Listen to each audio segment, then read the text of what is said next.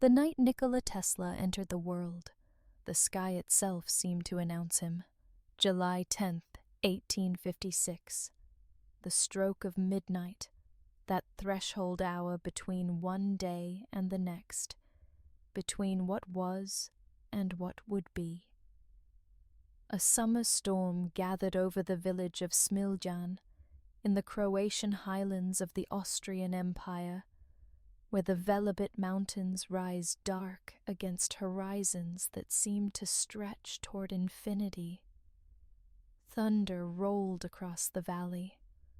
Lightning tore the darkness, and in a small stone house where generations had been born and had died, a child took his first breath as the sky cracked open with electric fire. The midwife, watching the infant's cry meet the thunder's echo, whispered that this was an ill omen. A child born in such a storm, at such an hour, was marked by forces best left unnamed. But the child's mother, Nikola Tesla, held her newborn son against the electric air and replied with the quiet certainty of those who see beyond the visible. No, he will be a child of light. The prophecy would prove truer than she could have known. But in that moment, there was only the small stone cottage, the storm passing over the mountains, the candles flickering against walls older than memory, and a child who had entered the world accompanied by lightning, as though the universe itself was greeting one of its own. The village of Smiljan was a place where time moved slowly, where seasons marked the years more than calendars, where the Orthodox Church stood at the center of life and the priest's word carried weight beyond the spiritual. Nikola's father, Milutin Tesla, was that priest, a man of learning and ambition who wrote poetry and articles for local journals, who collected one of the largest libraries in the region, who expected his sons to follow him into the clergy. The household was one of books and prayers, of intellectual discussion and religious devotion, of the particular intensity that belongs to families where knowledge is treasured and tradition is sacred. But young Nikola was different from his father's other children, different from the village boys who played in the streets, different from anyone the community had encountered. From his earliest years, he experienced visions, images that appeared unbidden, blazing with such intensity that he could not distinguish them from waking reality. He would see a scene unfold before him, complete in every detail, as vivid as the room in which he stood. Sometimes these visions were terrifying, images of flames, of disasters, of things he could not name. Sometimes they were beautiful beyond description, landscapes he had never visited, devices he did not understand, patterns of light that seemed to carry meaning he could almost grasp. The other children thought him odd. He would stop mid-sentence, his eyes fixed on nothing visible, lost in contemplation of images no one else could see. He would describe inventions that existed only in his imagination, explaining their workings with a precision that puzzled the adults who listened. He feared pearls with an intensity that seemed irrational, recoiled from touching human hair, experienced sounds and sensations with a sensitivity that made ordinary life overwhelming. The ticking of a watch in another room could disturb his concentration. The footsteps of a fly upon glass reached his ears with startling clarity. The world pressed against him with unbearable intensity, and he learned early to retreat inward, to find sanctuary in the ordered precision of his thoughts. His brother Dane was the family's acknowledged star, older, charming, considered brilliant by all who knew him. Nikola lived in his brother's shadow, the strange second son whose peculiarities worried his parents. Then tragedy struck. Dane died in a horse-riding accident when Nikola was 5. The family was devastated. Nikola, already prone to vivid inner experiences, began having visions of his dead brother that terrified him. For years afterward, he would see Dane appear before him, would hear his voice, would struggle to distinguish these apparitions from reality. Some scholars have suggested that Tesla experienced what we might now recognize as a form of synesthesia, or perhaps symptoms on the autism spectrum.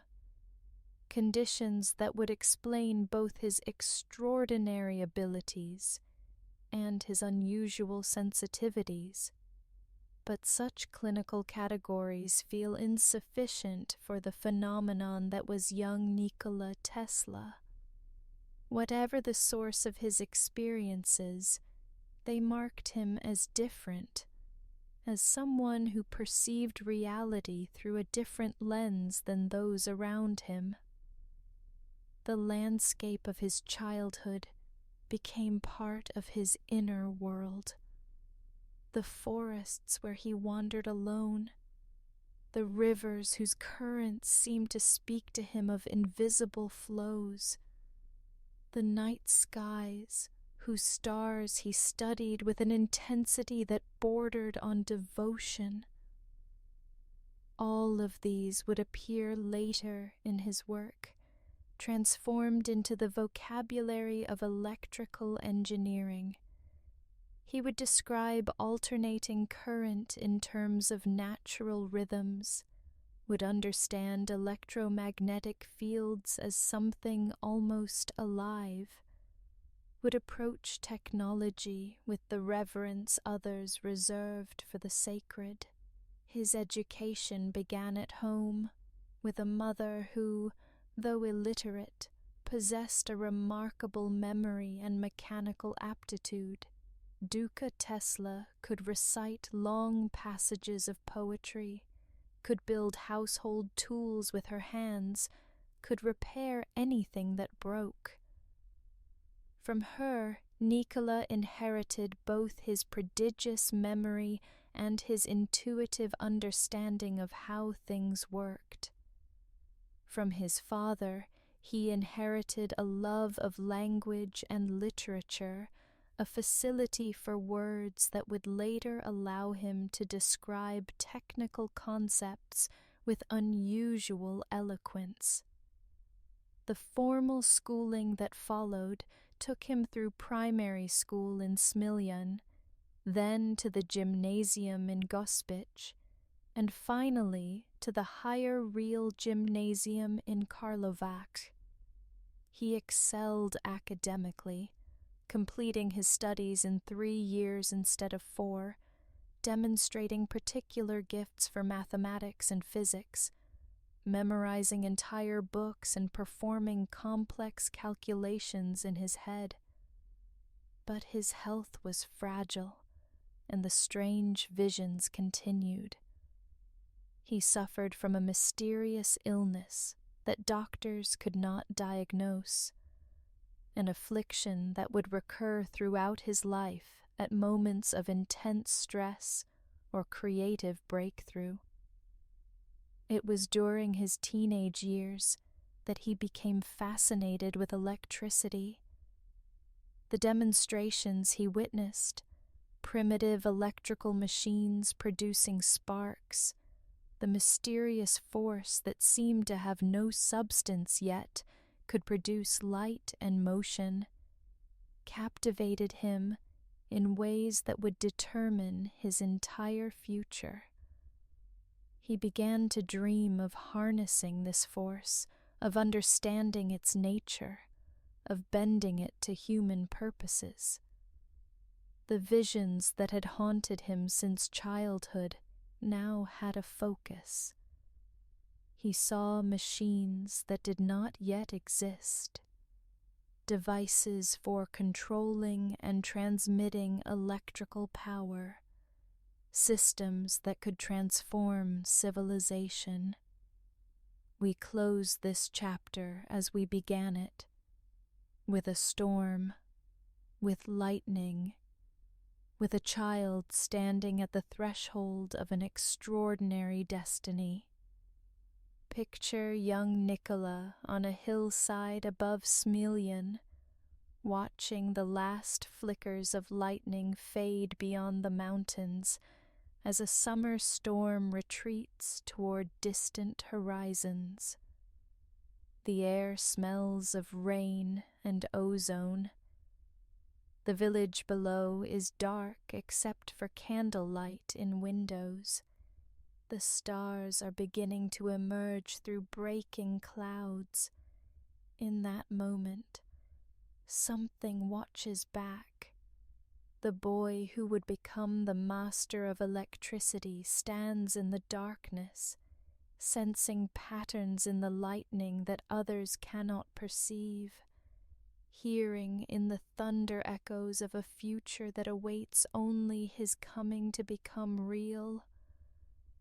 He does not yet know what he will achieve, what he will sacrifice, what he will gain and lose in the decades ahead. He knows only that the storm speaks to him, that the lightning is somehow his birthright, that he was born in electrical fire for a purpose he has not yet discovered. The child of light, standing in the darkness, waiting for dawn. The beginning of a mystery that would take a lifetime to unfold, and longer still to understand. There are those who see the world as it presents itself, the solid surfaces of things, the ordinary progressions of cause and effect, the comfortable boundaries between imagination and reality. And then there are those for whom these boundaries dissolve, for whom the inner world blazes with images as vivid as any external perception, for whom visions arrive unbidden, carrying knowledge that seems to come from beyond the self. Nikola Tesla belonged to this second category, a seer of invisible architectures, a dreamer whose dreams carried the weight of engineering precision, a consciousness that seemed to receive transmissions from the universe itself.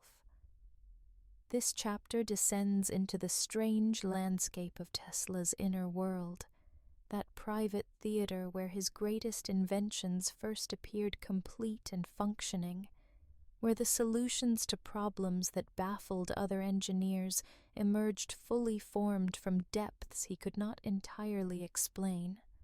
The phenomenon was central to his genius, inseparable from his achievements, yet it was also a source of suffering that followed him from childhood to death.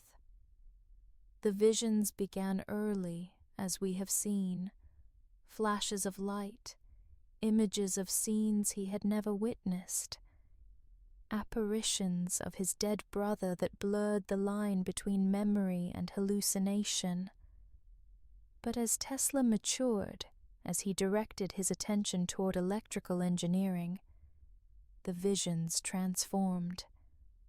They became technical, became precise, became the workshop where he constructed machines that existed nowhere else in the world.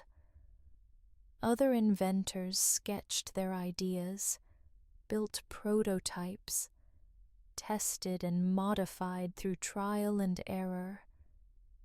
Tesla did not work this way.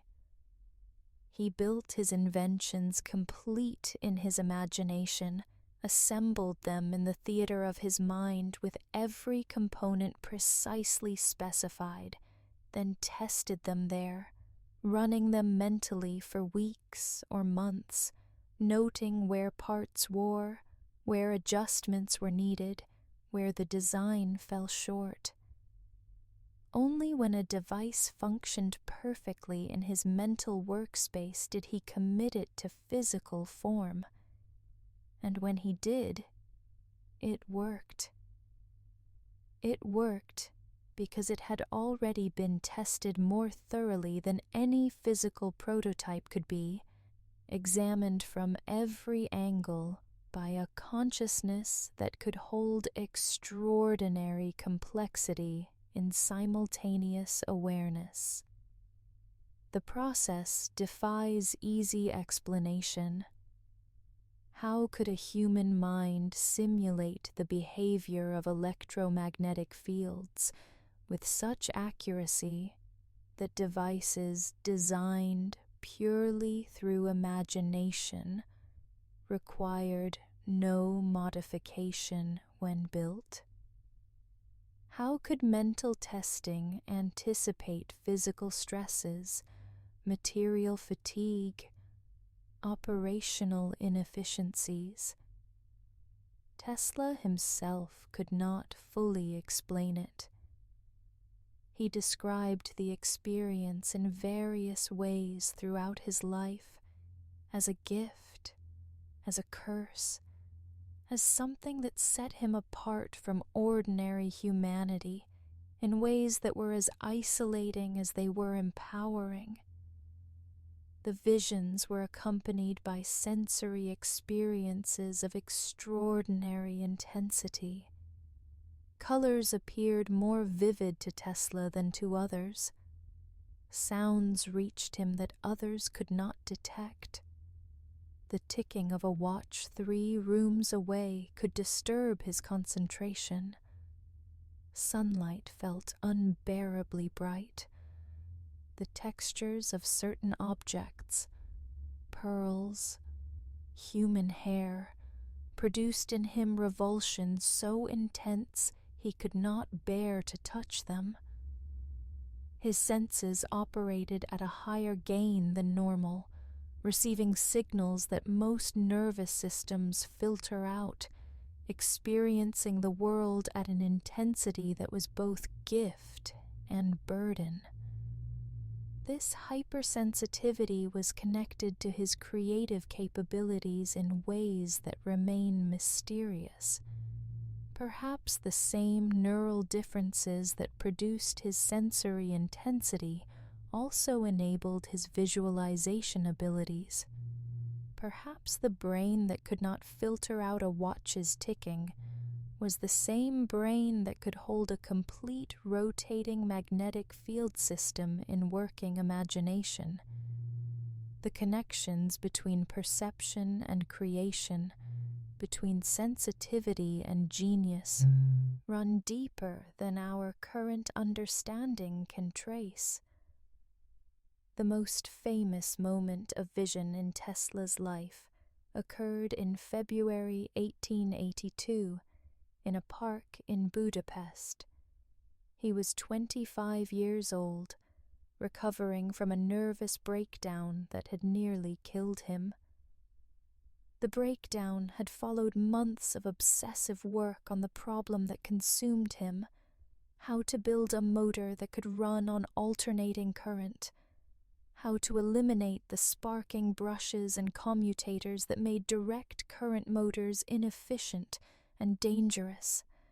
He had worked himself into a state of collapse, had experienced terrifying symptoms that included hypersensitive hearing, visual disturbances, and a racing heart that threatened to give out.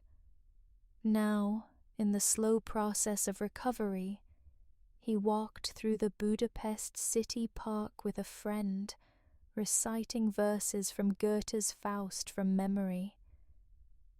The sun was setting. The light slanted golden through the trees, and as Tesla spoke the lines describing the dying of daylight, something happened in his mind. The vision came complete.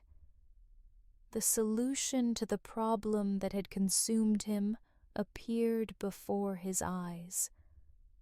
Not as an abstract concept, but as a functioning machine, rotating in the space before him, its magnetic fields visible as patterns of force, its operation clear in every detail. The rotating magnetic field, the polyphase alternating current system, the motor that would change the world. All of it appeared in an instant, as though it had always existed and was merely waiting to be seen. Tesla grabbed a stick and began drawing diagrams in the sand, sketching what he saw while his friend watched in bewilderment. The drawings showed the motor's construction, the arrangement of coils, the patterns of current flow that would create rotation without the brushes and commutators of direct current systems. It was all there, complete, perfect, ready to be built.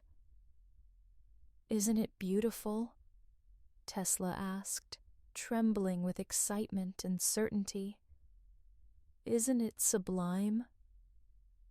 His friend saw only diagrams in the sand, but Tesla saw the future, a future of motors that ran smoothly and efficiently, of power transmitted across vast distances without loss, of cities illuminated by electricity generated far from where it was consumed. The vision that came unbidden in a Budapest park would eventually light the world.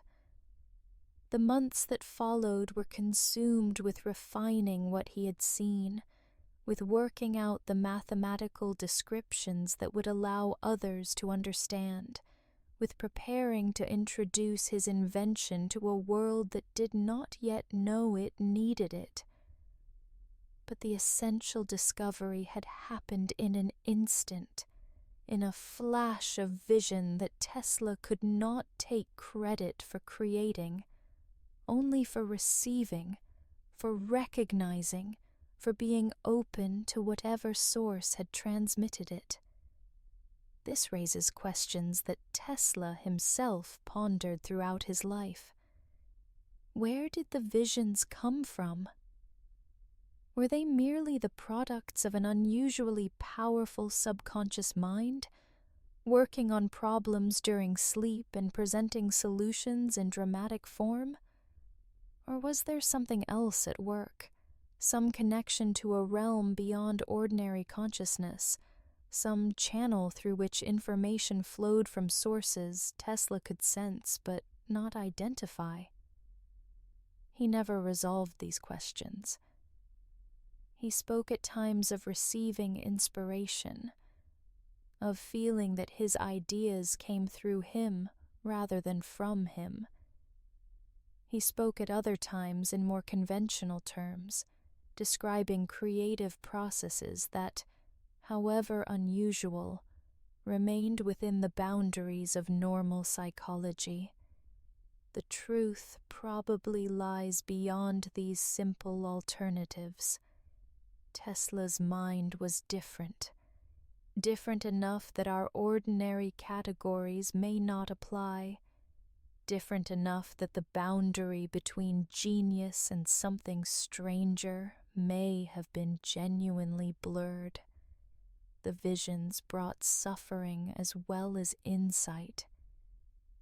Throughout his life, Tesla experienced periods of breakdown when the intensity of his inner life became unbearable. The sensory hypersensitivity that accompanied his creative powers also made ordinary existence difficult. He could not tolerate certain sounds, certain textures, certain social situations. He developed rituals and rules that structured his existence, creating order to compensate for inner experiences that threatened chaos.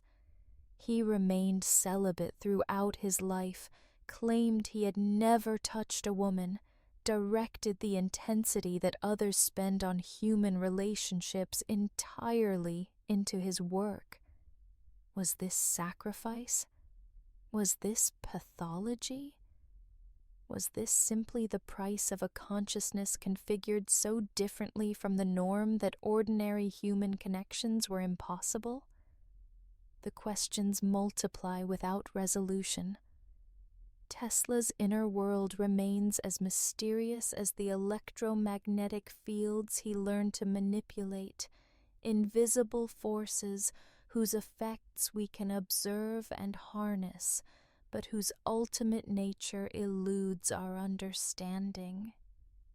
We close as twilight settles over Budapest, with Tesla still standing in the park, still staring at the diagrams he has drawn in the sand. The vision is fading now, returning to whatever realm it came from, leaving behind only the memory of perfection glimpsed. But the memory is enough. The knowledge has been transmitted. The future has announced itself to one who was prepared to receive it. The visions that came unbidden, the gift that was also a burden, the strange landscape of a mind that changed the world precisely because it was different from other minds, because it received signals that others could not hear, because it saw patterns that others could not perceive. Nikola Tesla, standing in the gathering darkness, holding lightning in his imagination, waiting for the world to be ready for what he had seen. Every great story contains a passage, a threshold between what was and what might be, a journey across uncertain waters toward an unknown shore. For Nikola Tesla, this passage was literal, a steamship cutting through the gray Atlantic in 1884, carrying a young immigrant from the old world to the new, from the familiar constraints of Europe to the electric promise of America. He was 28 years old. He possessed 4 cents in his pocket, a book of poems, some calculations for a flying machine he hoped to build someday, and a letter of introduction to the most famous inventor in the world. The crossing took weeks in those days, weeks of confinement in the ship's lower decks, weeks of watching the horizon for any sign of the land that promised reinvention. For Tesla, the voyage represented more than geographical displacement. It was the severing of everything familiar, the abandonment of everyone he had known, the betting of his entire future on a vision that existed only in his mind. Let us enter that ship as it rolls through Atlantic swells, as the young Serbian engineer stands on deck at night, watching stars wheel overhead, the same stars that had guided Phoenician sailors 3,000 years before, the same stars that had led Columbus toward continents he did not expect to find, now guiding a man who would help light the world with artificial constellations of his own devising. What had Tesla left behind? His mother's grave. Duca had died the previous year, and some part of her son had died with her. His father's disappointment. Milutin had never entirely accepted that his son would not enter the priesthood, never entirely understood the obsessions that drove the boy away from tradition toward unknown futures. The landscape of his childhood, the mountains of Croatia, the storms that still spoke to him of electricity, the villages where everyone knew his name and his family's name going back generations. He had left behind also the failures and false starts of his European career. After the vision in Budapest, Tesla had worked for the Edison companies in Paris and Strasbourg, demonstrating his alternating current motor to employers who could not grasp its significance. He had been promised rewards that never materialized, recognition that never came. Europe had received his ideas with incomprehension. Perhaps America would be different.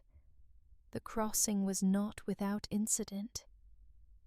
Tesla's belongings were stolen during the voyage, or perhaps lost. Accounts differ, leaving him to arrive in the New World with almost nothing material. He stepped off the ship at Castle Garden, the immigrant processing center that preceded Ellis Island, carrying only the clothes he wore, the papers in his pocket, and the complete design for a motor that would revolutionize power transmission. He was nearly penniless. He spoke English imperfectly. He knew no one in this vast, strange country, except through letters of introduction that might or might not open doors. But he carried something no thief could steal, no customs officer could confiscate. In the architecture of his imagination, complete and tested, waited inventions that would transform civilization. The rotating magnetic field, the polyphase alternating current system, devices for wireless transmission that he had not yet fully developed, visions of a connected world that would not be realized for a century. All of this traveled with him, weightless and invaluable, the invisible cargo of a mind that had learned to receive transmissions from the future. America in 1884 was a nation in the midst of electrical fever. Thomas Edison had demonstrated his incandescent light bulb 5 years earlier, had built the first commercial power station on Pearl Street in Manhattan, had become the most famous inventor in the world. The country crackled with ambition. Wires were beginning to web the cities. The conquest of darkness had begun.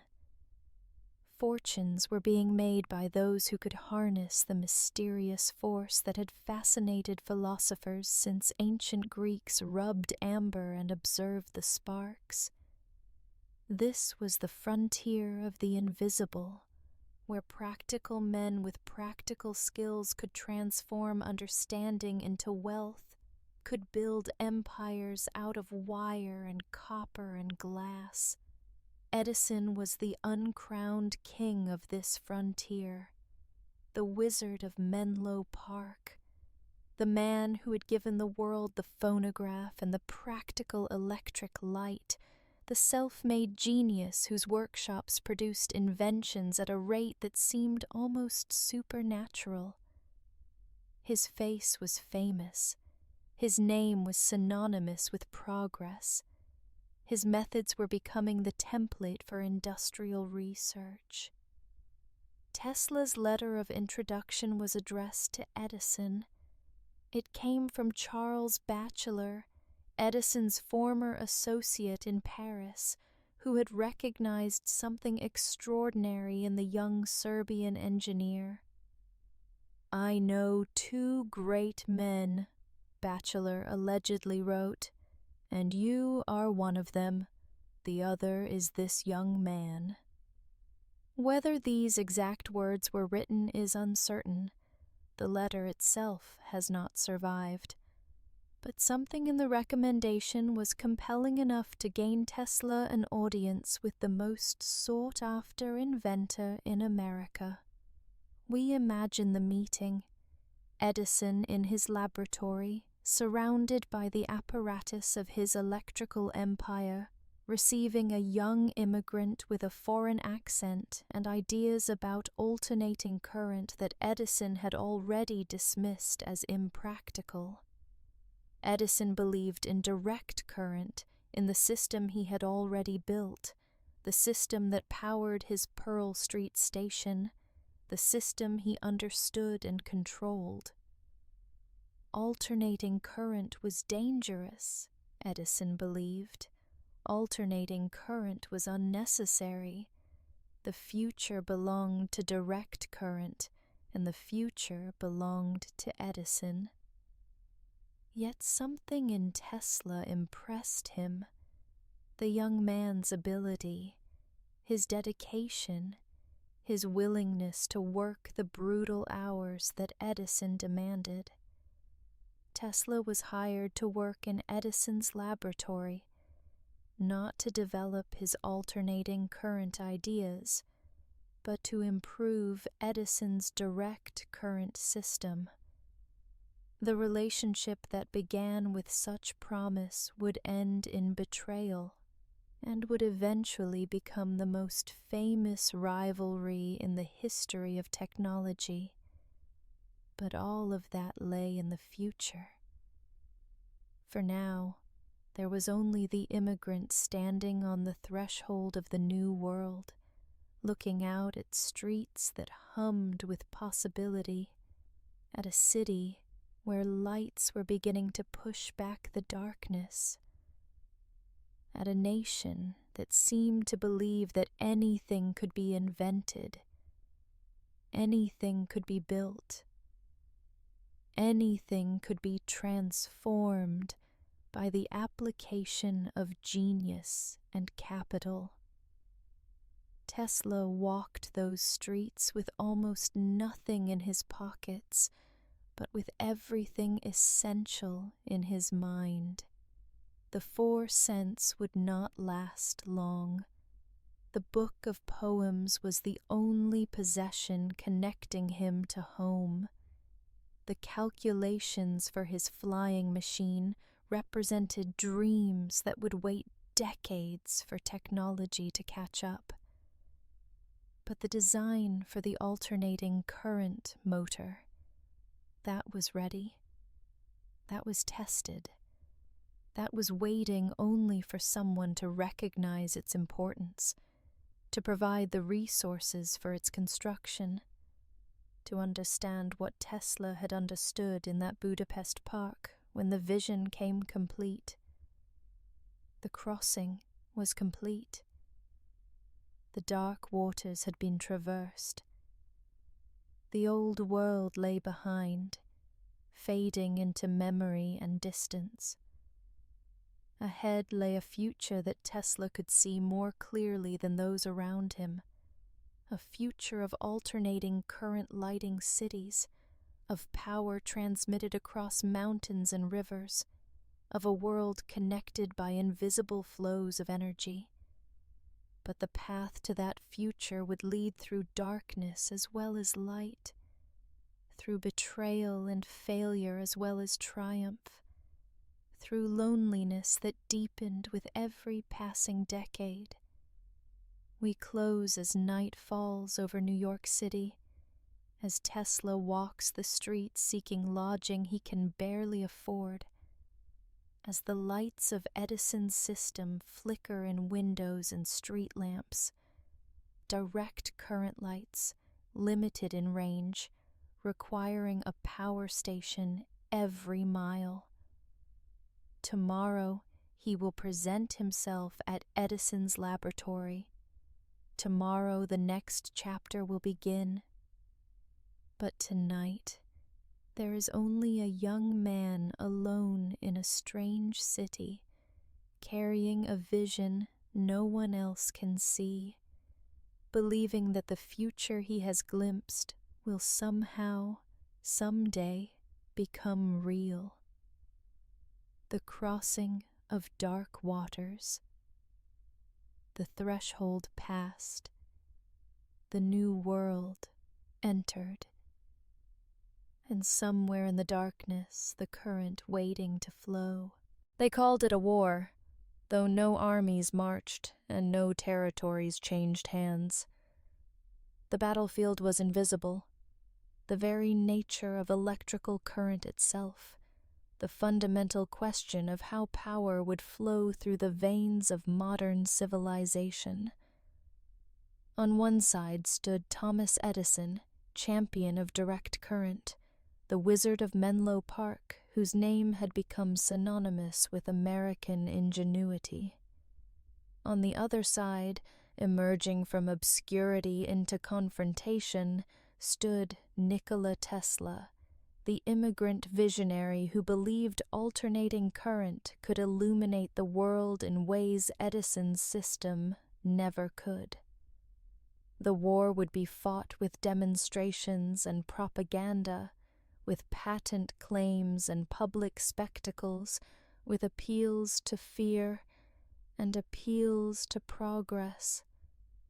Before it ended, animals would be electrocuted for audiences, a man would be executed with current, and the future of civilization's electrical infrastructure would be decided. The stakes were nothing less than who would control the power that was becoming the lifeblood of the modern age. But before the war came the brief, troubled partnership.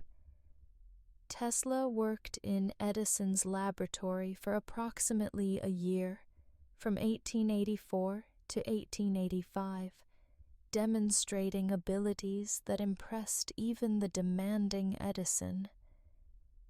He redesigned generators, solved problems that had stumped other engineers, worked the 18-hour days that Edison expected of his staff.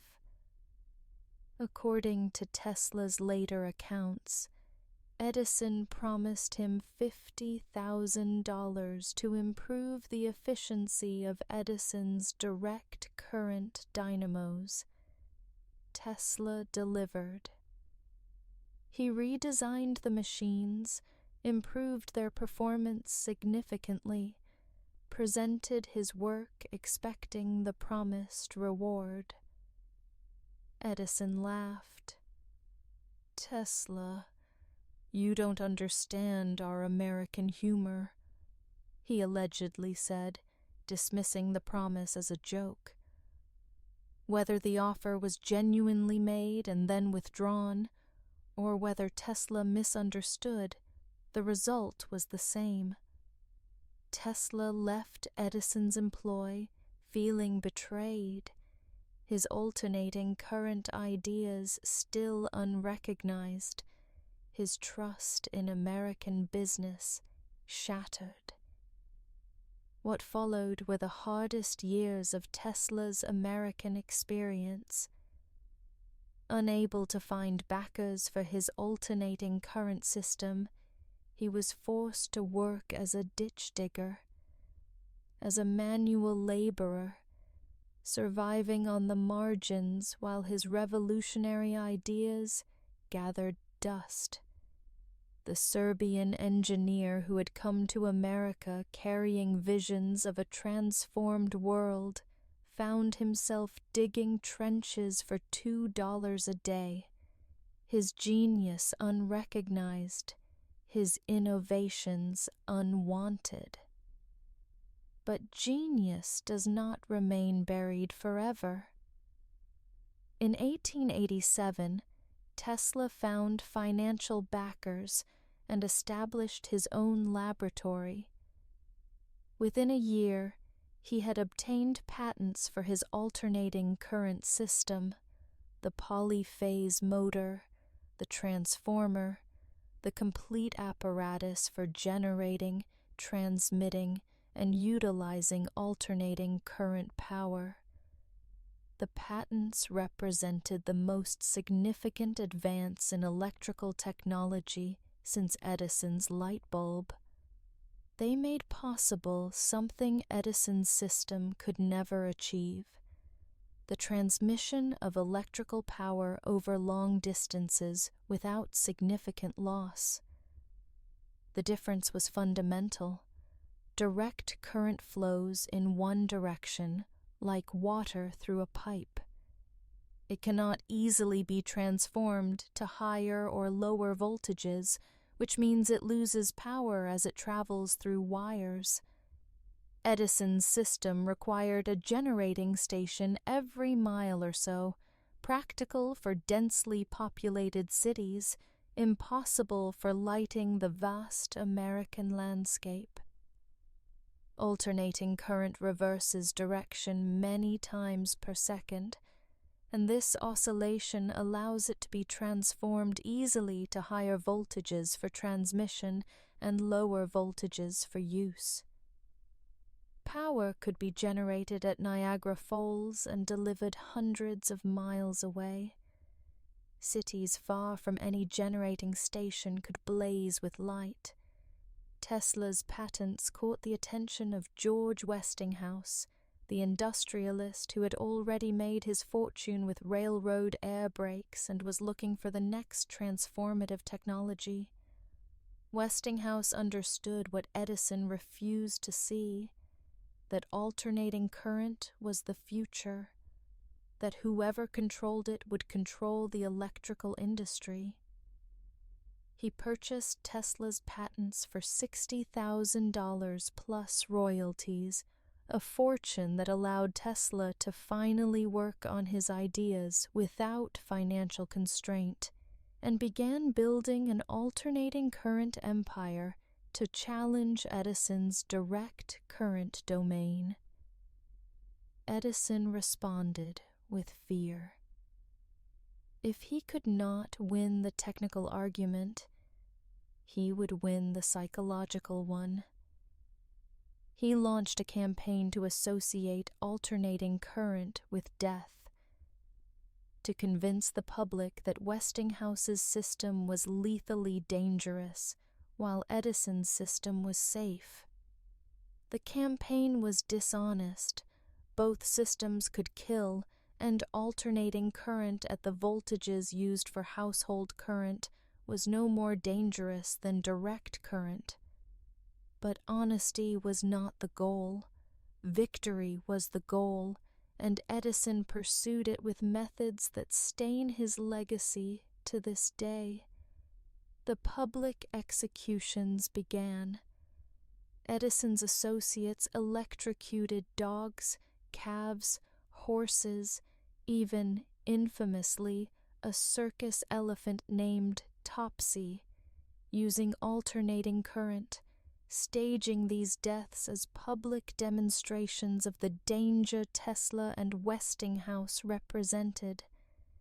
Edison lobbied for alternating current to be used in the electric chair, reasoning that if the state used Westinghouse's current to execute criminals, the public would forever associate it with death.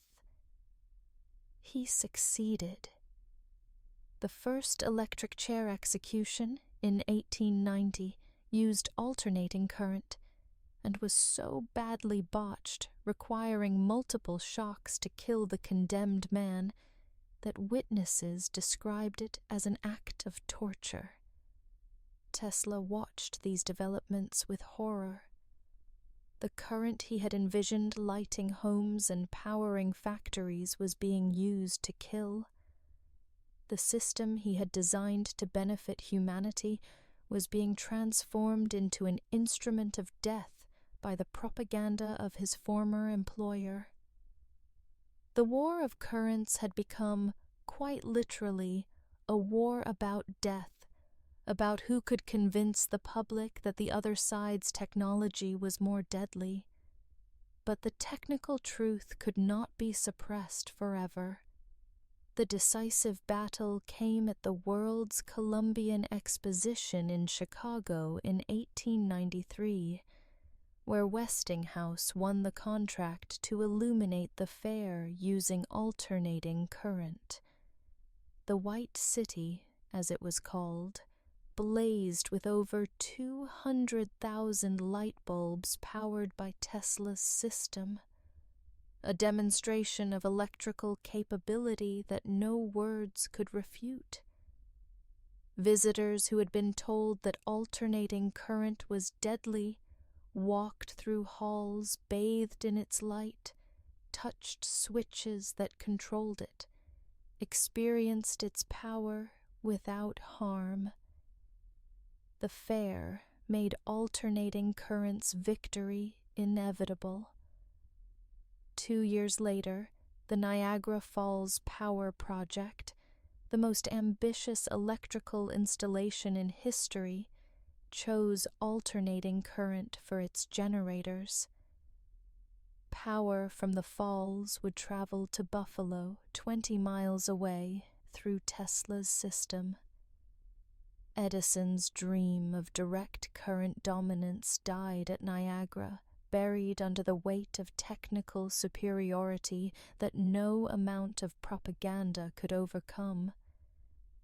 Tesla should have been triumphant.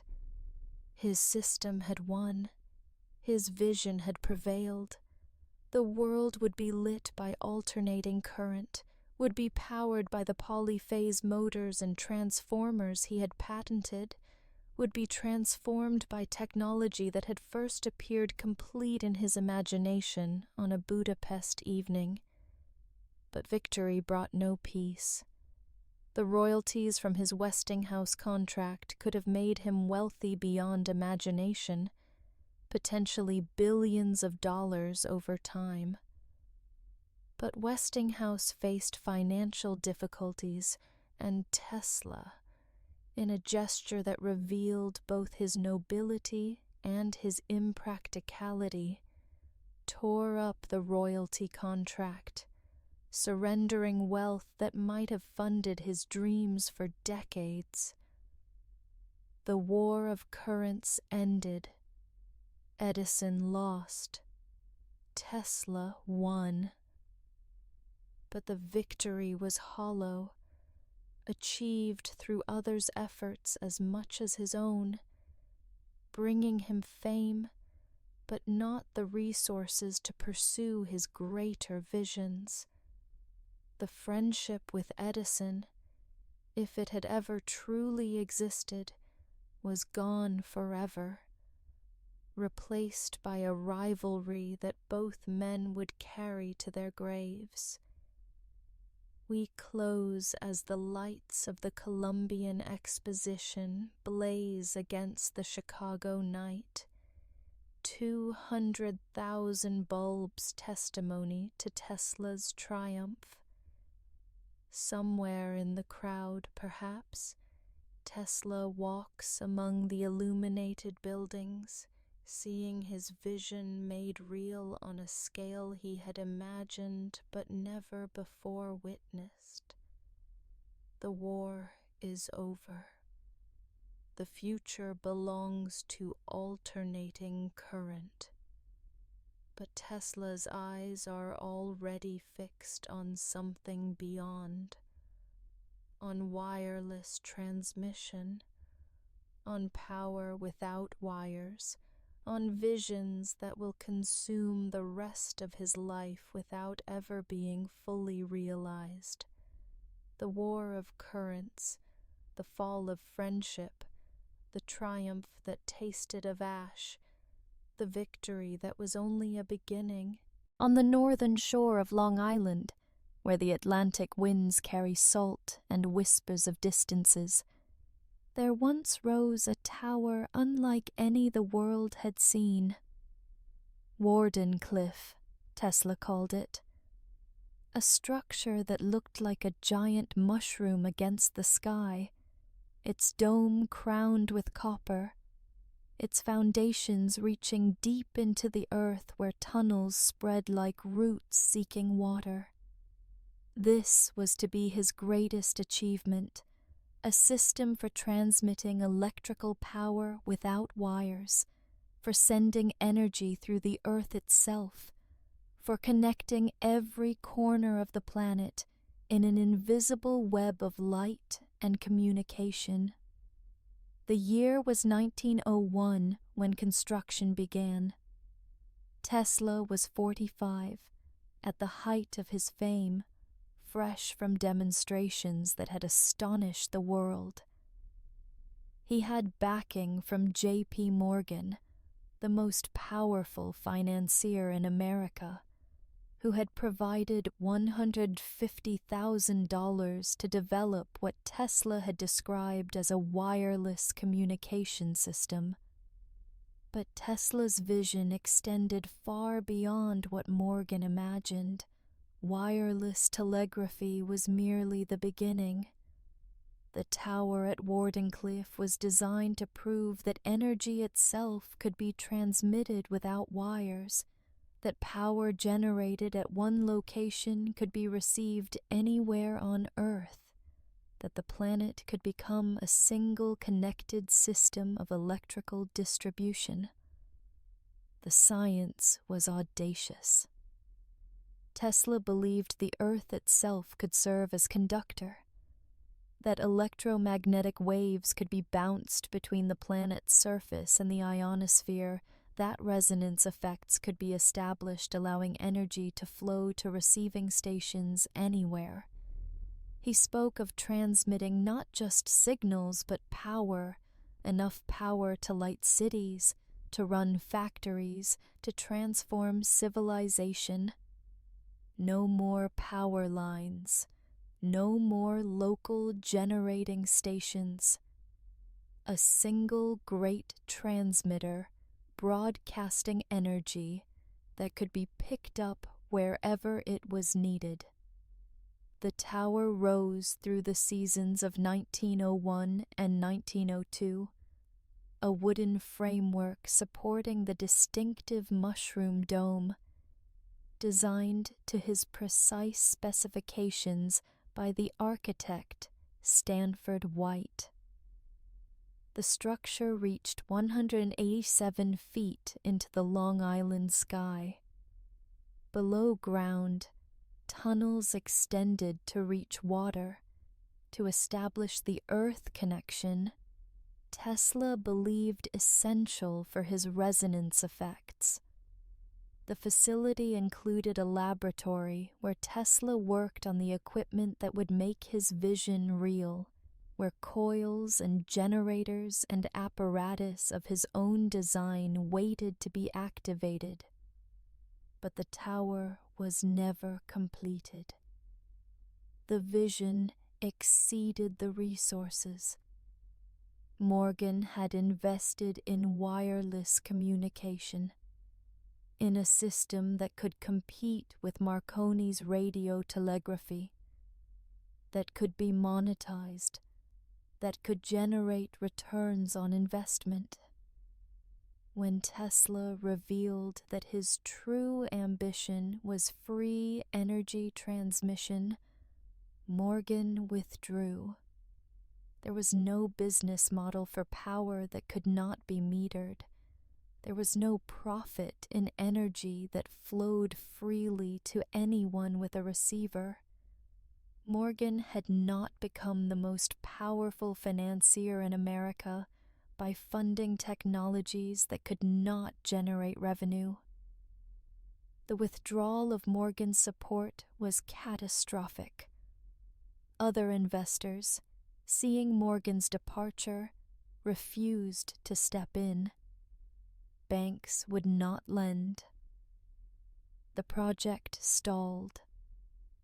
Tesla struggled for years to find new funding, making increasingly desperate appeals, promising results he could not demonstrate, watching his tower stand incomplete while his creditors multiplied.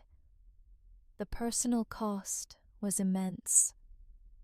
Tesla had invested everything in Wardenclyffe, not just money, but his vision of what he could contribute to humanity. The tower represented decades of thinking, the culmination of the ideas that had begun with the Budapest vision of the rotating magnetic field. If he could prove wireless power transmission, he believed, he would give humanity a gift that would transform civilization. Energy would become abundant and free. Distance would cease to matter. The world would be connected in ways that his contemporaries could barely imagine. But the tower stood incomplete. The equipment was never fully installed. The tests that might have proved or disproved Tesla's theories were never conducted. By 1905, Tesla had to close the laboratory. By 1915, unable to pay his debts, he lost the property. In 1917, the tower was demolished, knocked down and sold for scrap to pay some of what Tesla owed. Its copper dome and wooden framework reduced to rubble. Its secrets scattered like seeds that would not sprout for generations. What would the tower have achieved if completed? The question haunts every account of Tesla's life.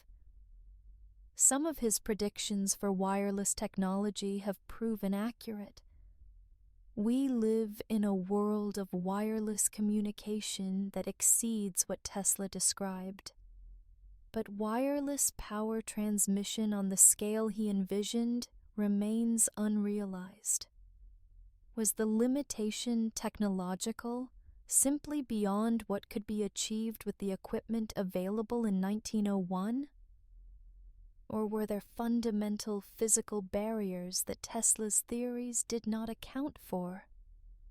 Or did the withdrawal of funding prevent experiments that might have discovered solutions?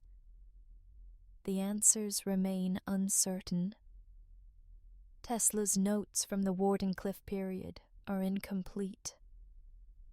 The full specifications of his plans were never published.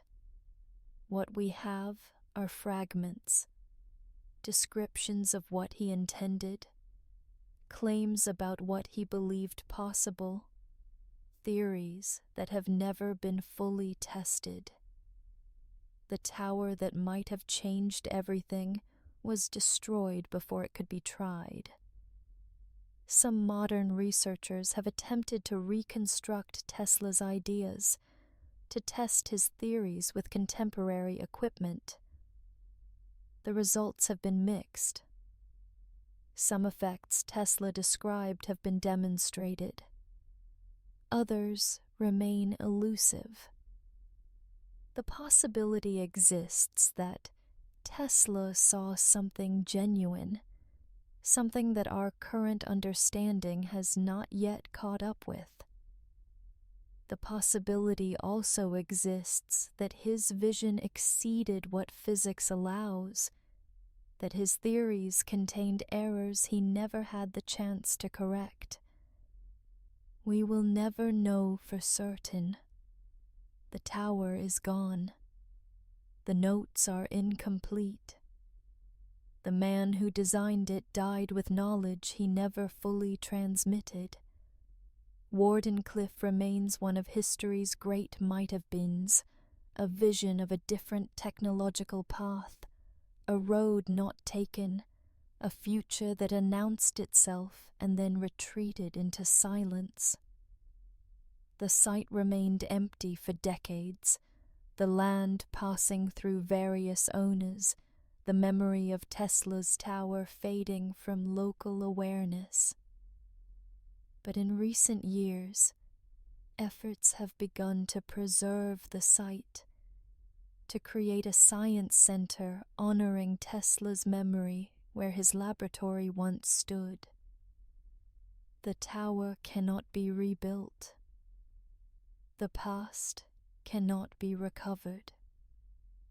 But perhaps something of Tesla's vision can be preserved. A reminder that not all dreams are realized, that some futures are lost, that the path of progress is not straight, but branches into possibilities never explored. We close at twilight on Long Island, standing where the tower stood, imagining its silhouette against the sky. The copper dome catching the last light, the tunnels reaching down into the earth, the laboratory humming with equipment that would never be fully tested, the dream of a connected world, of energy flowing freely to all who needed it, of humanity linked in ways that transcended wires and meters, and the commerce that Morgan understood.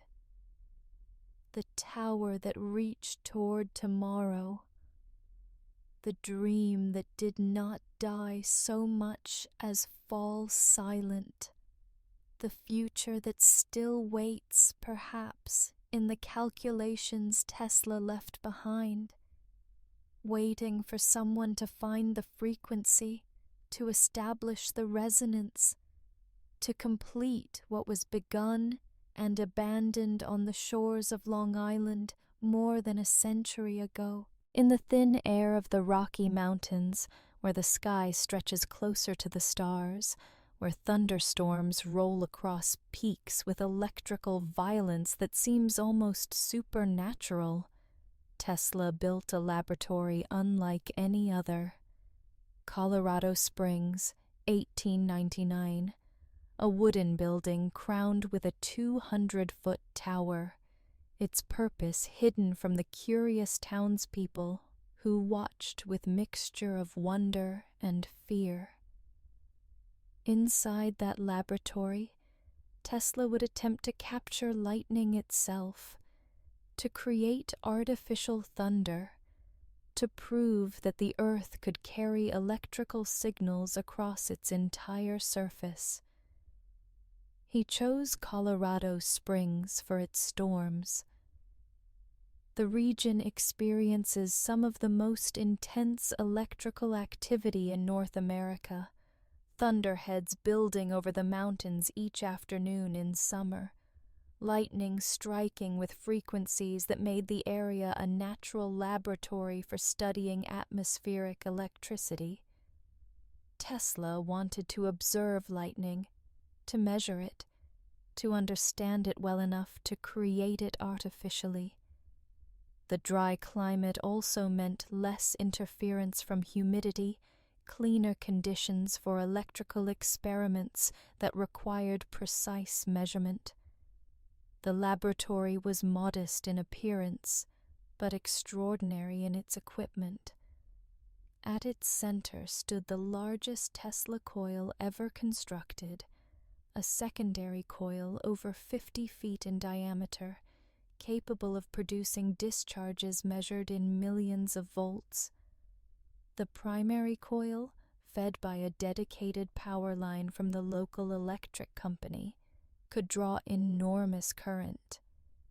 The entire apparatus was designed to push the limits of what artificial electricity could achieve, to create conditions that approached natural lightning in scale and intensity. The experiments began in the summer of 1899 and continued into winter. Tesla worked largely alone, assisted only by a single helper, surrounded by forces that could kill in an instant. He walked among his creations like a priest in a temple of electricity, understanding what no one else could see, manipulating energies that his contemporaries could barely measure. The townspeople sometimes gathered at safe distances to watch the spectacle. The tower glowing with electrical discharge, sparks leaping from the equipment, artificial thunder rolling across the plains. The results exceeded even Tesla's hopes. He generated electrical discharges measuring over 130 feet, the longest artificial lightning bolts ever created. The thunder could be heard 15 miles away. On one occasion, he accidentally burned out the local power station's generator by drawing too much current, plunging Colorado Springs into darkness and earning himself a bill for damages that took months to negotiate. The demonstrations proved that artificial lightning on a scale approaching natural phenomena was possible, that human technology could create what had previously been reserved for storms. But Tesla was after more than spectacle. He was testing theories about the Earth as an electrical conductor, about the possibility of establishing resonance in the Earth's electromagnetic field, about transmitting power through the planet itself rather than through wires. His notes from the Colorado Springs period describe experiments in what he called terrestrial stationary waves, patterns of electrical oscillation that he believed could circle the globe and be tapped anywhere by appropriate receivers. Did he succeed? His notes are detailed, but sometimes difficult to interpret.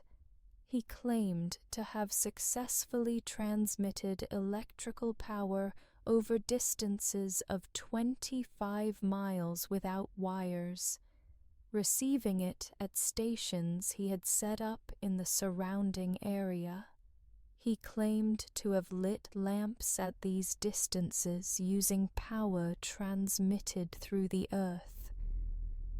The claims have been partially verified by later researchers who have demonstrated that some of Tesla's described effects are real. But the full extent of what he achieved remains uncertain.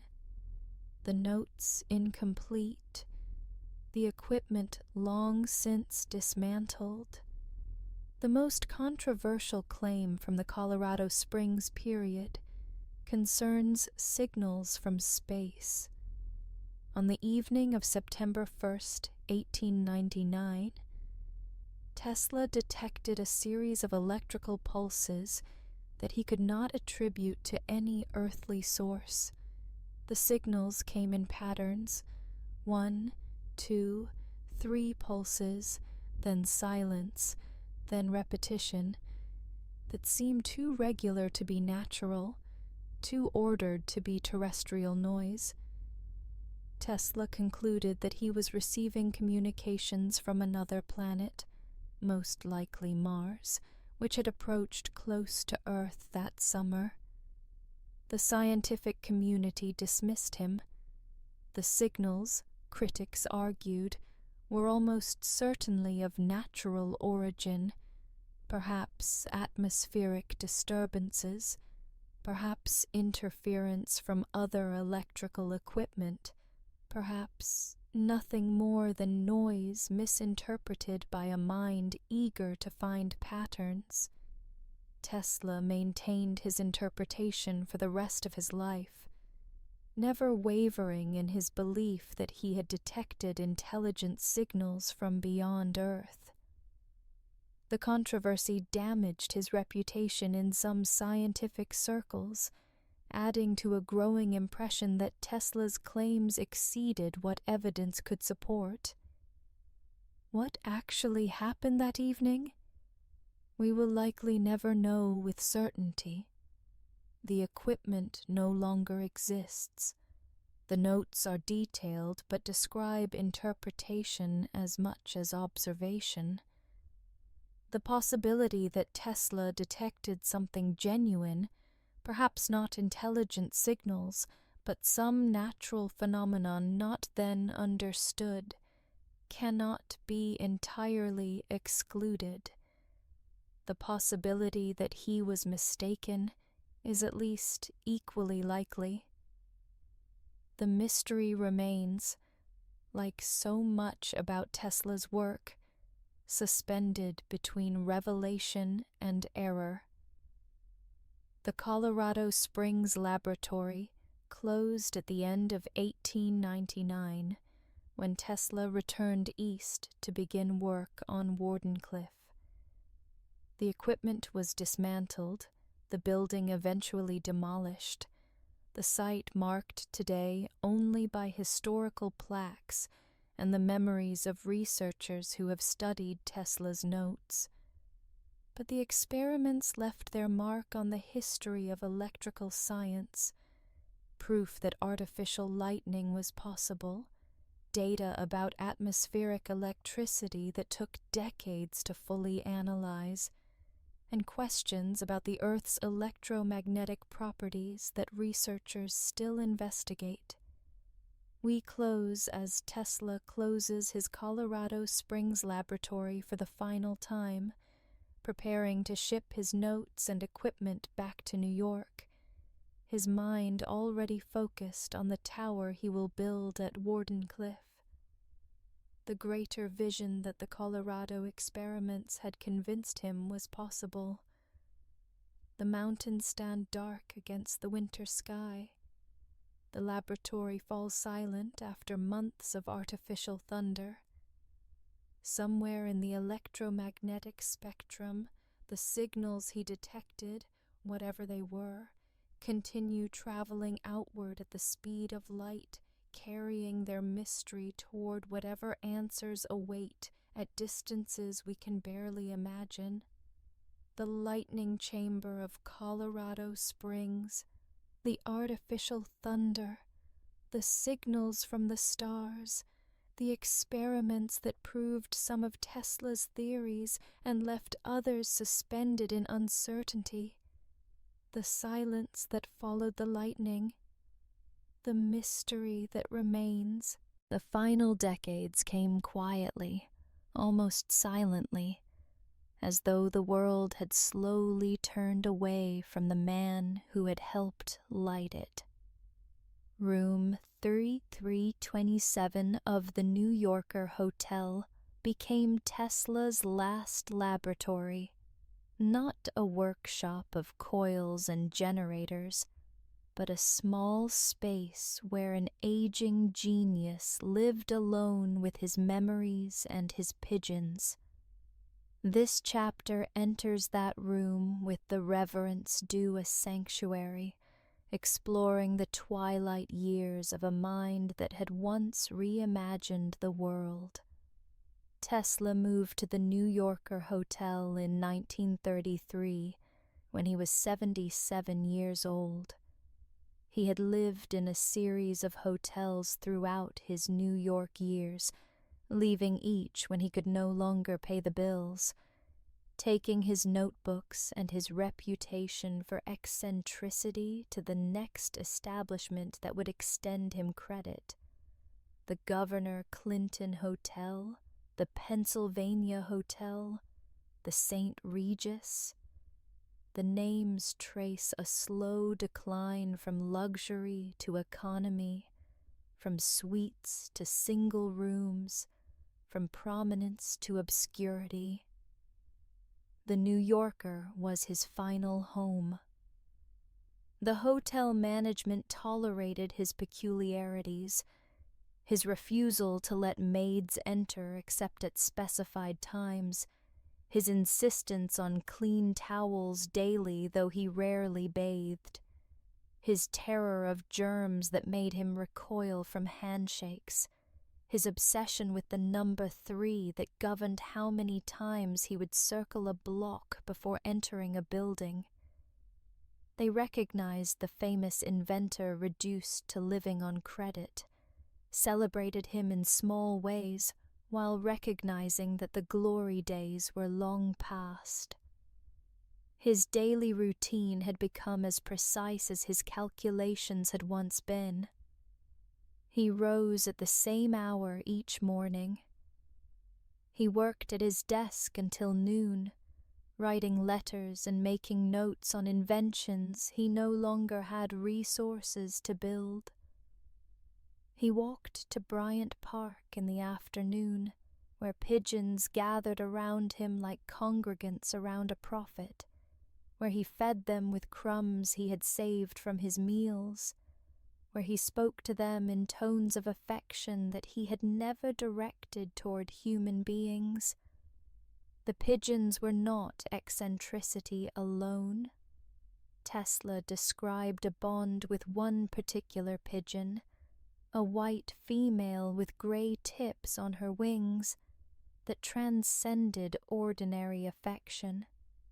He claimed to love this bird as a man might love a woman, said that she visited his window each day, that when she was injured he nursed her back to health, that their connection was the closest thing to love he had ever known. When she died, came to his window to say goodbye, he said, light blazing from her eyes like the discharge of his coils. Something died in him too. The loneliness of these years is almost unbearable to contemplate. The hotel staff knew him as the quiet old man who feared pearls and round objects, who counted his steps and calculated the cubic volume of his food before eating, who talked to birds as though they understood. They did not know, or perhaps had forgotten, that he had lit the world's Columbian Exposition, that his alternating current powered the world, that he had predicted technologies that would not exist for another century. He had become invisible to a city that ran on his inventions, anonymous in streets lit by the current he had championed. Yet even in these final years, his mind remained active. He announced inventions he would never build, a death ray that could end war by making armies defenseless, an engine that drew power from cosmic rays, a camera that could photograph thoughts. Were these the fantasies of a declining mind, compensating for the loss of resources with the amplification of claims? Or were they glimpses of technologies still beyond our reach, visions received by a consciousness that had not lost its strange ability to see beyond the present? The death ray, which Tesla called teleforce, received the most attention. He described it as a particle beam weapon, capable of destroying 10,000 enemy aircraft at a distance of 200 miles, of making national borders impregnable, of ending war through the creation of perfect defense. He offered the device to the U.S. War Department, to the United Kingdom, to the Soviet Union, shopping his vision for peace through superior weapons to any government that would listen. None did. The claims were too fantastic, the inventor too discredited, the technology too unproven. The death ray remained undeveloped, its feasibility never tested. The cosmic ray engine attracted less attention but represented equally extraordinary claims. Tesla believed that streams of energy permeated space, that these cosmic rays could be captured and converted to useful power, that humanity could draw unlimited energy from the universe itself. The idea was ahead of its time, or perhaps beyond what physics allows. We still do not know whether Tesla perceived something genuine about cosmic energy, or whether his theories, however elegant, describe a universe that does not exist. The thought-photographing camera was perhaps the strangest claim. A device that could capture images directly from the retina, recording what the eye saw and projecting it for others to view. Tesla described it as the culmination of his life's work on oscillation and resonance, an application of principles he had spent decades developing. The device was never built. Whether it could work remains unknown. The idea sounds like science fiction, but many of Tesla's ideas sounded like science fiction until they became science. The poverty of his final years was real and degrading.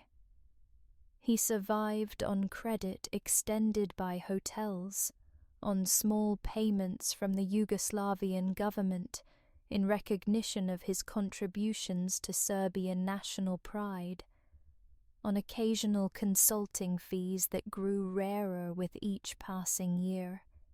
The man who had torn up a contract that could have made him one of the wealthiest people in America lived on debt and charity, unable to pay even the modest bills his simple existence accumulated. The fame had faded too. Edison's death in 1931 had brought worldwide mourning, headlines celebrating the Wizard of Menlo Park, tributes from presidents and kings. Tesla's occasional public statements received little attention. The younger generation of scientists and engineers had moved on to quantum mechanics, to nuclear physics, to technologies that made Tesla's electrical pioneering seem like ancient history. He was a relic, a curiosity, an answer to trivia questions about who had really invented radio or alternating current. We close on January 7th, 1943, when a maid entered room 3327 and found Tesla's body. He had died alone, sometime during the night, at the age of 86. The "Do Not Disturb" sign had been on his door for 2 days before anyone thought to investigate. The man who had lit the world died in darkness, in solitude, in a room that held only his papers and his silence. The city hummed outside with the current he had championed. The lights that blazed from 1,000 windows drew their power from his inventions. The radio signals that filled the air owed their existence to his discoveries. But in room 3387, there was only stillness. An old man gone, his visions incomplete, his genius unrecognized at the end, his companionship reduced to the birds that would come to his window and find him absent forever. The solitude of the New Yorker hotel, the pigeons and the poverty, the mind that had not ceased reaching, the death that came quietly, without witnesses, without farewells, the silence where visions had been. Within hours of Tesla's death, before his body had grown cold, agents arrived at the New Yorker hotel. The FBI, the Office of Alien Property Custodian, though Tesla had been an American citizen for more than 50 years, officials who sealed his room and seized his belongings, trunks of papers, notebooks filled with calculations, diagrams of devices never built, records of experiments never published. What they were looking for and what they found remains partially shrouded to this day. The context explains the urgency. The year was 1943. The Second World War was at its height. The Manhattan Project was secretly developing the atomic bomb. Any technology that might offer military advantage was of intense interest to government agencies racing against Nazi Germany for weapons supremacy. And Tesla had spent his final years claiming to have developed weapons that could change the nature of warfare. His Teleforce, Death Ray, his descriptions of particle beam devices, his assertions that he possessed knowledge that could make national defenses impregnable. Were these claims genuine?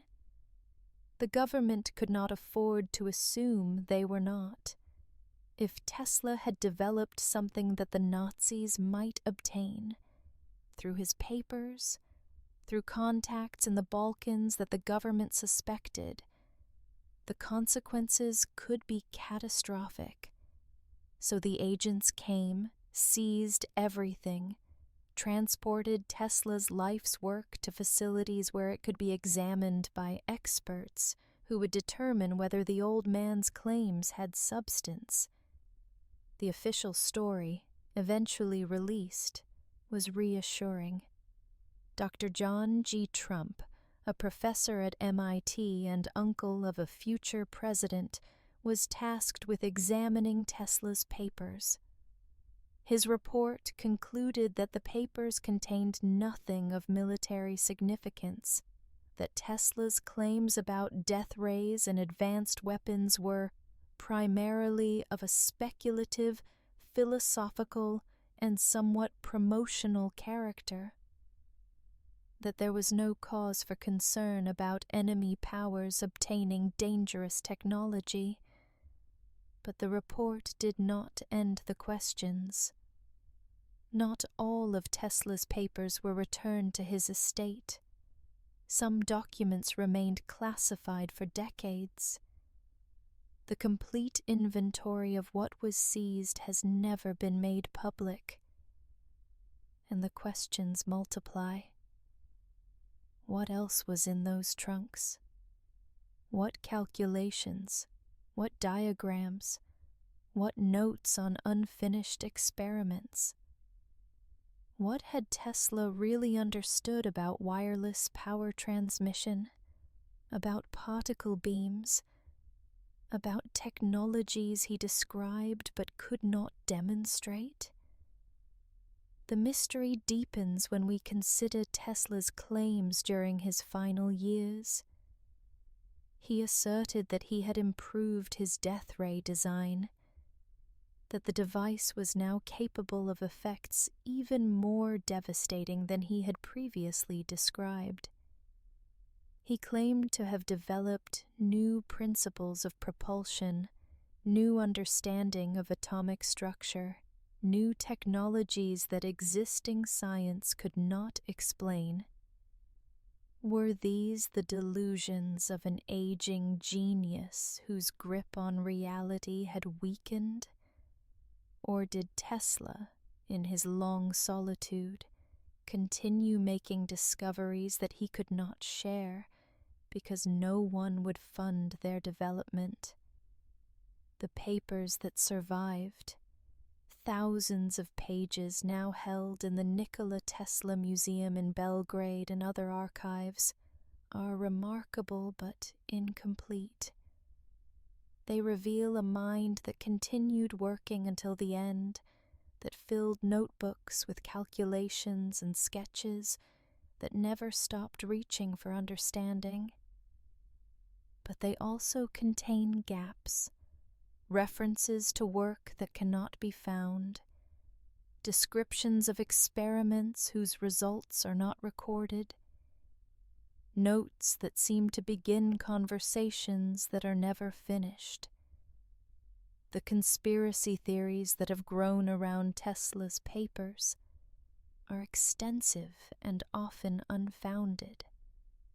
Claims that the government suppressed free energy technology, that Tesla's death ray was secretly developed, that his ideas were stolen and used without credit, These theories persist because the official record is incomplete, because questions remain that cannot be answered from available evidence. The theories should be viewed skeptically, but the questions they address are real. What did Tesla know that has been lost? The question cannot be answered definitively, which is precisely what makes it haunt. The trunks were real. The seizure was real. The incomplete return of papers was real. Somewhere in the gap between what was taken and what was given back lies the possibility, not the certainty, but the possibility that knowledge was lost or suppressed that might have changed our understanding of energy, of transmission, of weapons, of the physical world. The FBI's Tesla files, released through Freedom of Information Act requests, reveal ongoing interest in his work for years after his death. The government continued tracking his papers, monitoring who had access to them, maintaining awareness of this potentially significant body of knowledge. The attention suggests that the official conclusion, nothing of military significance, was not entirely believed by those who made it, or at least that uncertainty remained that justified continued vigilance. We will likely never know the full truth. Tesla is dead. The agents who seized his papers are dead. The investigators who examined them are dead. What remains is a historical record with holes in it, a collection of papers that is certainly incomplete, a mystery that provides no resolution, and perhaps never will. But the mystery points towards something important beyond its specifics.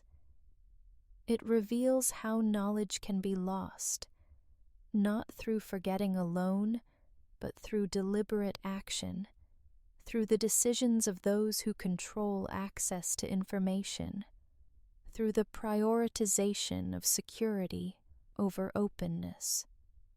Tesla's papers were seized because of the war, but the incomplete return of those papers, the classification that persisted for decades, the gaps in the record that remain, these are choices made by authorities who decided what we would and would not know. We close contemplating the shadows where the papers went. Government archives, classified files, bureaucratic processes that determined access and denial. Somewhere in those shadows, perhaps, lie answers to questions we have not thought to ask. Knowledge that Tesla accumulated over 86 years of extraordinary thinking. Insights that might illuminate corners of physics we have not yet explored. Visions of technology we have not yet imagined. Or perhaps the shadows contain only what the official report concluded. Notes of speculative character, ideas that exceeded what physics allows, claims that could never have been demonstrated because they were never true. The uncertainty is itself the final mystery, the inability to know, the permanent incompleteness of the historical record, the questions that will follow Tesla into whatever realm awaits those who have died still holding secrets, the papers that vanished into shadow, the seizure and the silence, the mystery that remains, forever asking what was lost, forever unable to answer. Long before the first smartphone glowed in a human hand, long before satellites wove their invisible web around the Earth, long before the internet connected billions in instantaneous communion, Nikola Tesla described these technologies with a precision that induces vertigo when we read his words today. He was a prophet not of religious revelation, but of technological transformation. A seer whose visions of the future proved more accurate than the plans of those who dismissed him as a dreamer. The prophecies are scattered throughout his writings and interviews, dating primarily from 1900 to 1910, a period when the technologies he described existed nowhere in the world. Reading them now, more than a century later, is an uncanny experience, like finding a photograph of yourself in an archive from before you were born, like hearing your own thoughts spoken by a voice from the past. In 1909, in a piece for the New York Times, Tesla wrote, "It will soon be possible to transmit wireless messages all over the world, so simply that any individual can own and operate his own apparatus. A cheap and simple device, which might be carried in one's pocket, may be used to set up a wireless message to any part of the globe. One may read the news pages of the daily newspapers, and may attend lectures or concerts, or view distant scenes and events with clear sight and sound, no matter where in the world such an event may be taking place." Read those words again. A device carried in one's pocket, wireless messages to any part of the globe, reading news, viewing distant scenes and events. This is not a vague prediction of technological progress. This is a description of the smartphone, written more than a century before Steve Jobs introduced the iPhone. The precision is almost impossible to account for. How did Tesla see so clearly what was coming? The predictions extend beyond personal communication devices. Tesla described video calls in 1909, explaining that telephoning by image would allow people to see each other while speaking across distances. He described wireless power transmission for vehicles, imagining aircraft that drew their energy from ground-based transmitters rather than carrying fuel. He described the Internet, a world wireless system that would connect humanity through instantaneous exchange of information, a network that would make all knowledge available to all people regardless of location. He predicted radar before military laboratories developed it, describing in 1917 how radio waves could be used to detect distant objects, to determine their position and velocity, to track aircraft and ships. He predicted robotics and automation, imagining machines that would perform labor without human guidance, that would transform manufacturing and eventually transform society itself. He predicted renewable energy decades before environmental concerns made it urgent, arguing for the development of solar and wind power, describing systems that would harvest energy from natural sources without depleting finite resources. The prophetic accuracy raises profound questions about the nature of his genius. Was Tesla simply extrapolating from known trends, applying rigorous logic to see where existing developments would lead? Other scientists and inventors made predictions too, some accurate and some not. Perhaps Tesla's success rate was just the result of intelligent projection, combined with a willingness to speculate that others lacked. But the extrapolation theory does not quite satisfy. Many of Tesla's predictions were not projections of existing technology, but descriptions of capabilities that required principles not yet discovered or developed. The smartphone requires not just miniaturization of existing devices, but entirely new technologies. Semiconductor chips, wireless protocols, digital displays that did not exist in 1909 and could not have been predicted by straightforward projection from what then existed.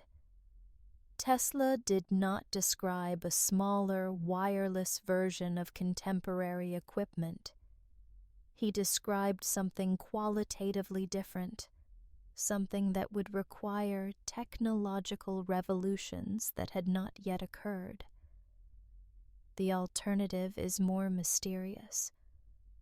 Perhaps Tesla's strange visions, those images that appeared unbidden throughout his life, that blazing clarity that seemed to come from beyond normal consciousness, gave him access to something that others could not perceive. Perhaps the same neural differences that allowed him to build machines complete in his imagination also allowed him to glimpse futures that had not yet arrived. Perhaps the boundary between scientific prediction and something stranger was genuinely blurred in his case.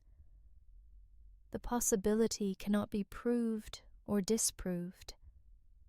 We cannot enter Tesla's consciousness, cannot examine the processes by which his insights emerged, cannot determine whether his predictions were the product of extraordinary but explicable intelligence or something that transcends our current understanding of mind. The predictions themselves are the only evidence we have, and they support either interpretation depending on what we are willing to believe. What else did Tesla see that we have not yet developed? The question hovers over every assessment of his legacy. His papers contain descriptions of technologies that remain unrealized. Wireless power transmission on a global scale, energy extraction from the atmosphere, propulsion systems that defy current physics. Are these the errors that inevitably accompany even the best prophetic vision? The misshots that surround any remarkable hits? Or are they glimpses of technologies still to come, futures waiting to be realized by those who can decode what Tesla left behind? The uncertainty extends to his warnings as well as his promises. Tesla foresaw the dangers of the technologies he championed, the possibility that wireless communication could become surveillance, that energy abundance could accelerate environmental destruction, that technologies designed to connect could also divide. He saw both the utopian and dystopian potentials of the transformations he described, understood that progress is not automatically benign, that the tools we create can serve many masters. We close contemplating what it would mean to see so clearly what others could not see, to describe futures that would not arrive for generations, to speak truths that contemporaries could not evaluate because the evidence for them did not yet exist. Tesla lived out of time in some sense, inhabiting a present that others shared, while perceiving a future that he alone could see. The loneliness of such vision is difficult to imagine.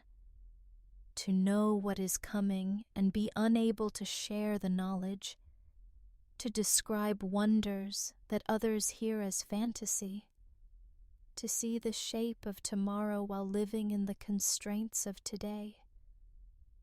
The prophet who saw our world, the visions that proved true, the questions about how and why, the predictions that still wait to be tested, the future that announced itself through one extraordinary mind, then retreated into patience, then emerged in forms that those who dismissed Tesla would have found miraculous. The prophet remembered now, vindicated by the technologies he described, honored at last by a world that finally caught up to what he saw. For decades after his death, Nikola Tesla faded from public memory like a signal diminishing with distance.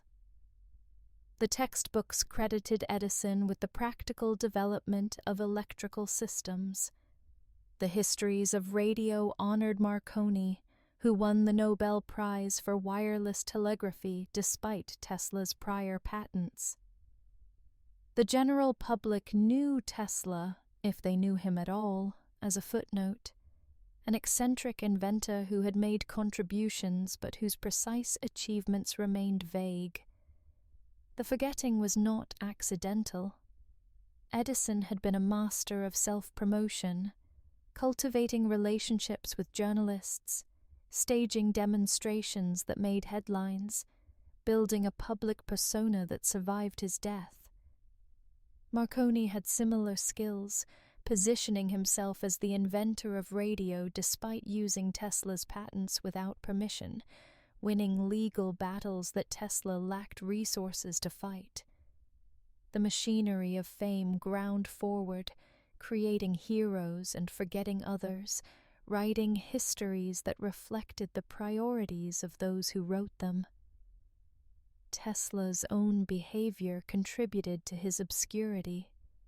His increasingly fantastic claims in his final decades, the death ray, the cosmic ray engine, the messages from Mars, damaged his credibility in scientific circles.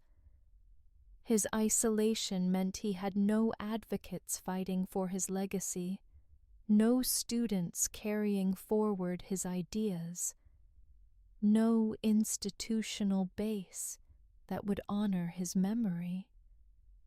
He died as he had lived his final years, alone, marginal, remembered mainly by those who had direct reason to study his work. The decline had begun even before his death.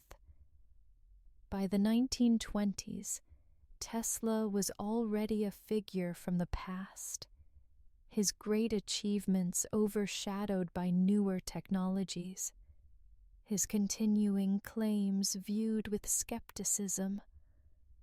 The alternating current system he had championed was so thoroughly integrated into electrical infrastructure that its origins were forgotten. People did not think about who had invented the motors that ran their appliances, the generators that powered their cities. Tesla's contribution had become invisible through its very ubiquity. The resurrection began slowly, gathering momentum through the later 20th century. Engineers who studied the history of their field recognized Tesla's foundational contributions. Biographers researched his life and found stories that had been neglected. Communities formed around his memory.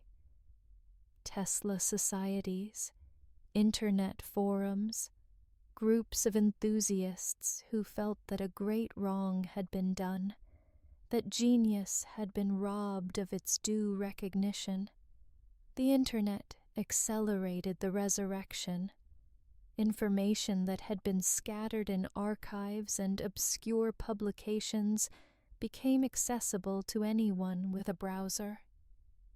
Tesla's predictions about wireless communication seemed newly relevant in an age when his visions were finally becoming real. His eccentricities, which had contributed to his marginalization during his lifetime, now made him fascinating, a character as unusual as any in fiction, a genius who talked to pigeons and feared pearls, who had envisioned the smartphone a century before it existed, who had been forgotten precisely because his ideas were too far ahead of their time. The rehabilitation extended to the scientific establishment.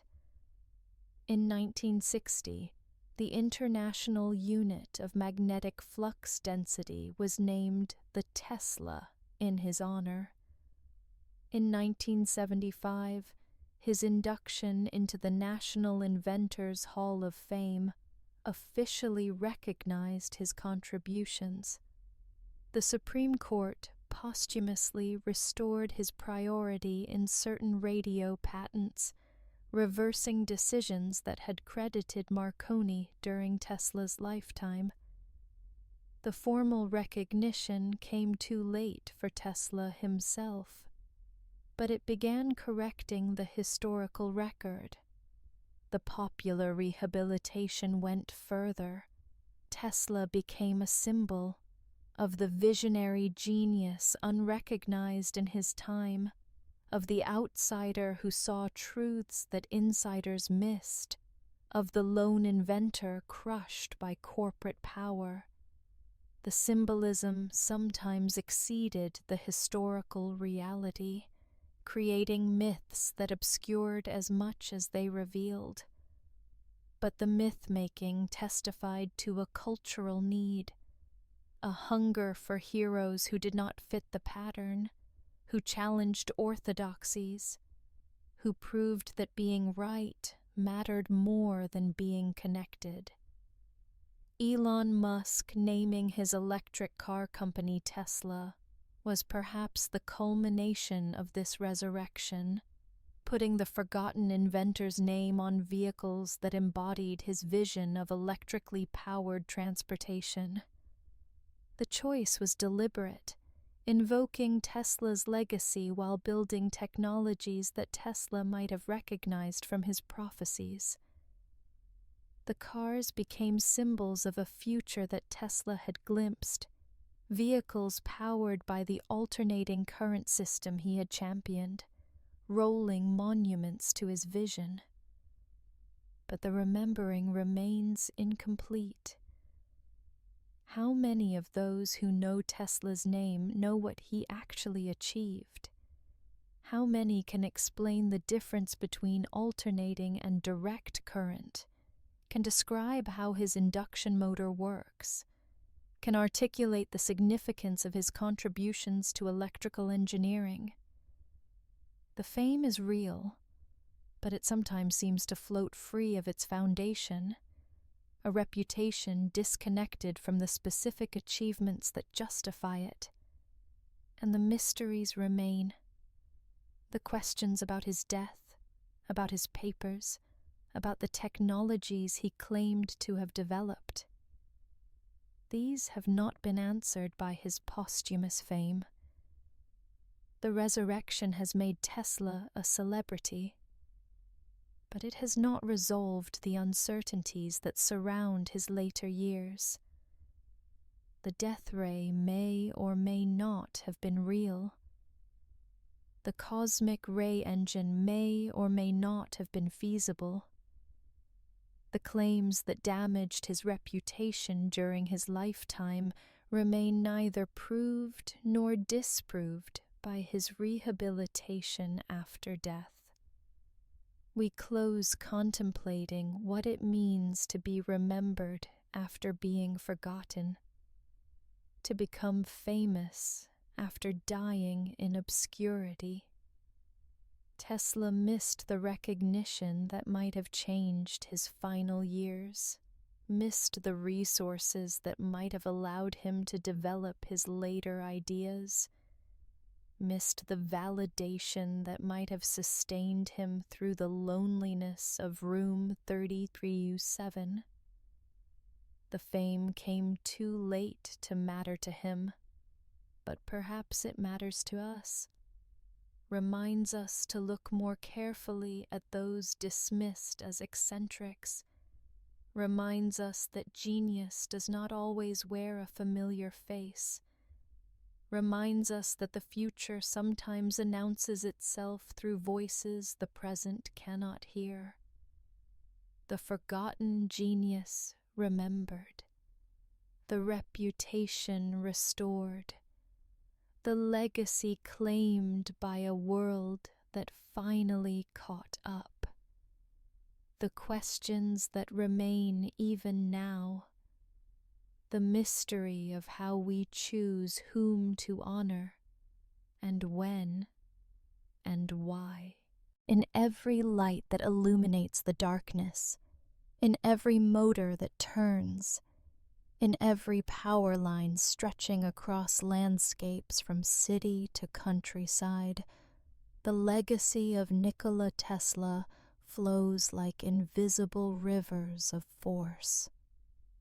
This chapter steps back from the mysteries and controversies to contemplate what Tesla unquestionably gave the world, the concrete contributions that make modern civilization possible, the current that flows forever through the infrastructure we have built upon his vision. Alternating current is the foundation.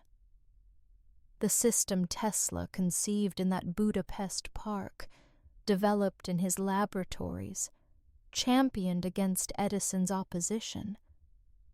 This system powers virtually every electrical grid on Earth.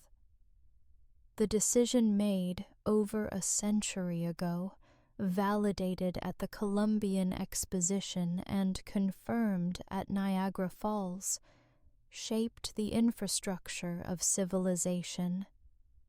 Every wall outlet that provides power, every industrial motor that drives machinery, every generator that converts mechanical energy to electrical, all of these operate on principles Tesla established, using designs that descend from his original patents. The polyphase induction motor is perhaps his most elegant invention, a device that converts electrical energy to mechanical motion without the brushes and commutators that made direct current motors inefficient and dangerous. The motor is everywhere, invisible and essential. It runs factory floors and household appliances, powers air conditioners and washing machines, drives pumps and compressors and 1,000 other applications. The simplicity of the design, no brushes to wear out, no sparking contacts to maintain, makes it reliable in ways that revolutionized industry. Tesla's motor is one of those inventions so fundamental that we have ceased to think of it as an invention at all, have accepted it as simply part of how the world works. The Tesla coil, that apparatus of spectacular demonstrations, contributed to the development of radio, television, and wireless communication. The principles Tesla explored, resonance, oscillation, the behavior of high-frequency currents, became foundations for technologies that emerged decades after his original experiments. Radio transmission, which Marconi commercialized but which rested on Tesla's prior patents, descends from Tesla's work on oscillating currents. Television, which arrived long after his most productive years, draws on principles he explored. The wireless world we inhabit today, a world of Wi-Fi and Bluetooth and cellular signals, owes debts to research Tesla pioneered. The contributions extend beyond specific devices to ways of thinking about electricity, energy, and transmission.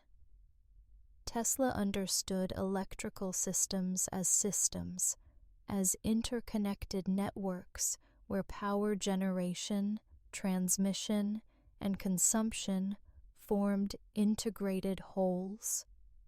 This systems thinking, which seems obvious now, was revolutionary in an era when electrical devices were seen as isolated machines. The grid that powers modern society embodies Tesla's vision of integrated electrical infrastructure, of power flowing from distant generating stations to points of use hundreds of miles away. His influence on the development of electrical engineering as a discipline was profound. The concepts he introduced, rotating magnetic fields, polyphase power, high-frequency phenomena, became standard components of electrical engineering education. Students who never learned Tesla's name nonetheless learned the principles he discovered, used equations he helped derive, worked with technologies that descended from his original inventions. The influence became so pervasive that it became invisible, absorbed into the foundational knowledge that all electrical engineers acquire. But the legacy extends beyond the technical to the visionary. Tesla imagined technology serving humanity, imagined power too cheap to meter, imagined a connected world where distance no longer mattered. These visions, even when unrealized, continue to inspire those who believe technology should liberate rather than exploit. The dream of free energy, of wireless power transmission, of a world connected through invisible currents. These dreams persist because Tesla articulated them with such passion and such clarity, gave form to aspirations that still motivate researchers and entrepreneurs today. The contradictions in his legacy deserve acknowledgement too. Tesla's willingness to work on weapons, his descriptions of death rays and defensive systems, complicate the saint's narrative that sometimes surrounds him. His relationships with financiers and corporations were sometimes compromising, sometimes exploitative on both sides. He made claims he could not substantiate, damaged his reputation through overreach, spent decades announcing achievements he could not demonstrate. The genius was human, with human weaknesses, subject to the compromises and failures that mark any extraordinary life. Yet the current flows, the motors turn, the lights blaze against the darkness. Whatever else Tesla was or was not, whatever mysteries surround his later years, whatever questions remain about his unfinished work, the foundation he built remains solid. The world runs on systems he invented, principles he discovered, visions he articulated when the technology to realize them did not yet exist. This foundation cannot be taken away by controversy, cannot be diminished by the failures and eccentricities that marked his final decades. The current flows forever because Tesla made it possible for it to flow. We close contemplating the invisible presence in the walls around us, the wires carrying alternating current, the motors humming in refrigerators and air conditioners, the grid stretching across continents connecting generators to consumers.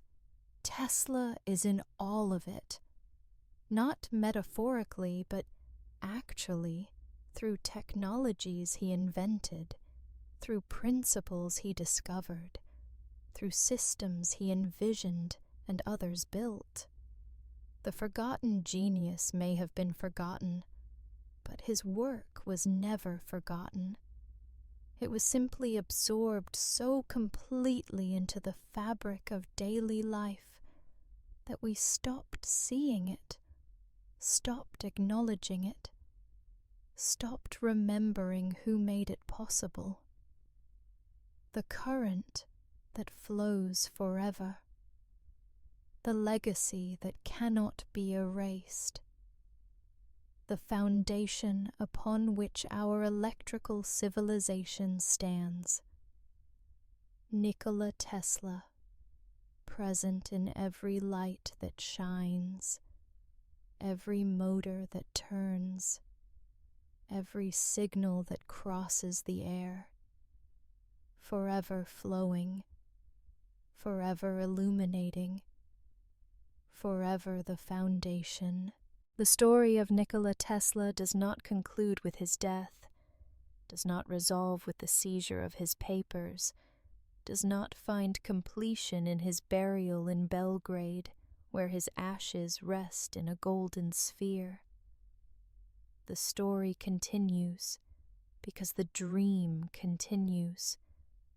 The vision of a world connected by wireless energy, of humanity freed from the constraints of wired transmission, of power flowing freely to every corner of the earth. This final chapter contemplates what remains unfinished, what waits still in the calculations and visions that Tesla left behind.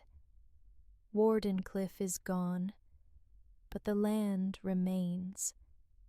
In 2013, after decades of neglect, the site was purchased by a non-profit organization dedicated to creating a Tesla Science Center and Museum. The effort to preserve the laboratory building, the only surviving structure from Tesla's great project, brought together supporters from around the world, demonstrated that his memory has power to mobilize even now. The tower cannot be rebuilt. The experiments cannot be repeated with Tesla's original equipment. But perhaps something of his vision can be preserved, can inspire new generations to pursue the dreams he was unable to complete. Wireless power transmission, Tesla's grandest vision, remains unrealized on the scale he imagined. We have wireless charging for phones, magnetic induction for short-range power transfer, small-scale demonstrations of the principles Tesla described.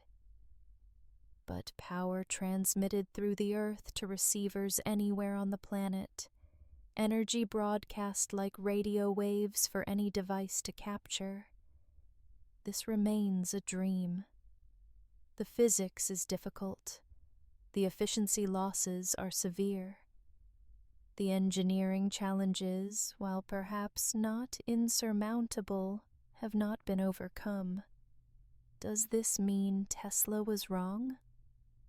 Not necessarily. The history of technology contains many ideas that were sound in principle but impractical with available technology, that waited decades or centuries for development to catch up with conception. Leonardo da Vinci designed helicopters and tanks that could not be built with Renaissance materials and power sources. Charles Babbage designed computers that Victorian manufacturing could not produce. Tesla's wireless transmission might belong to this category, an idea ahead of the technology needed to implement it, waiting for materials science or power electronics to advance to the point where implementation becomes practical. The researchers who study Tesla's work continue finding insights that seem ahead of their time. His notes on resonance contain observations that were not fully appreciated until later developments in physics. His descriptions of high-frequency phenomena anticipated results that would not be formally derived for decades. The possibility exists that other insights remain buried in his papers, waiting for someone to recognize their significance, waiting for technology to catch up with vision.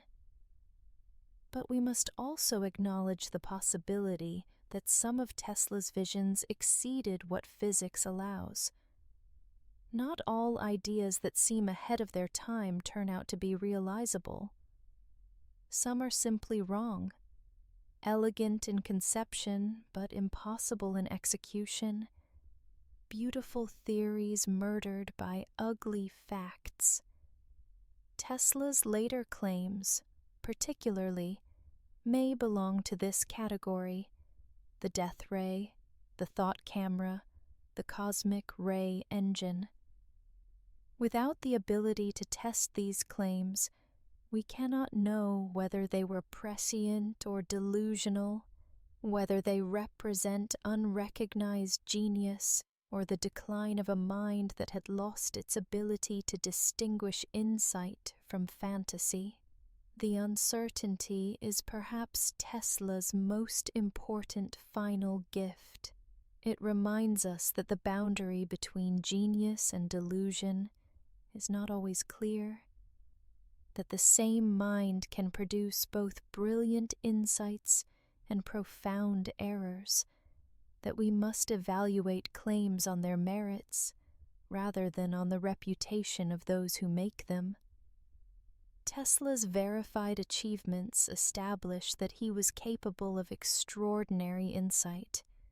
His unverified claims remind us that capability does not guarantee correctness, that even geniuses can be wrong.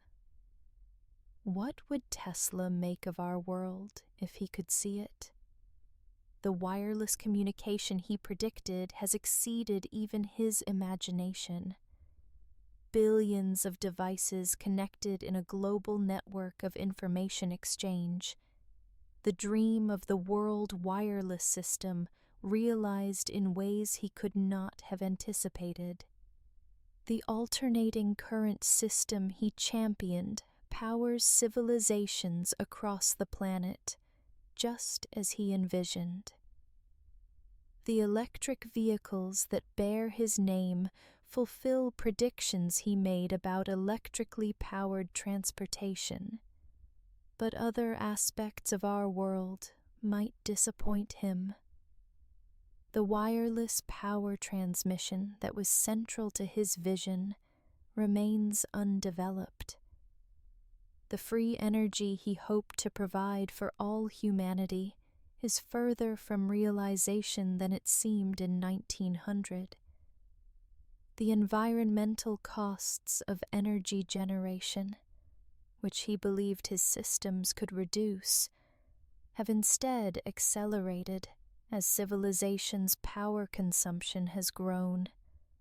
The connected world he imagined has brought surveillance and manipulation alongside communication and knowledge. We close as sleep approaches, as the documentary dims towards silence. The dream has not yet ended. The visions still wait in notebooks and papers and the strange architectures of Tesla's imagination.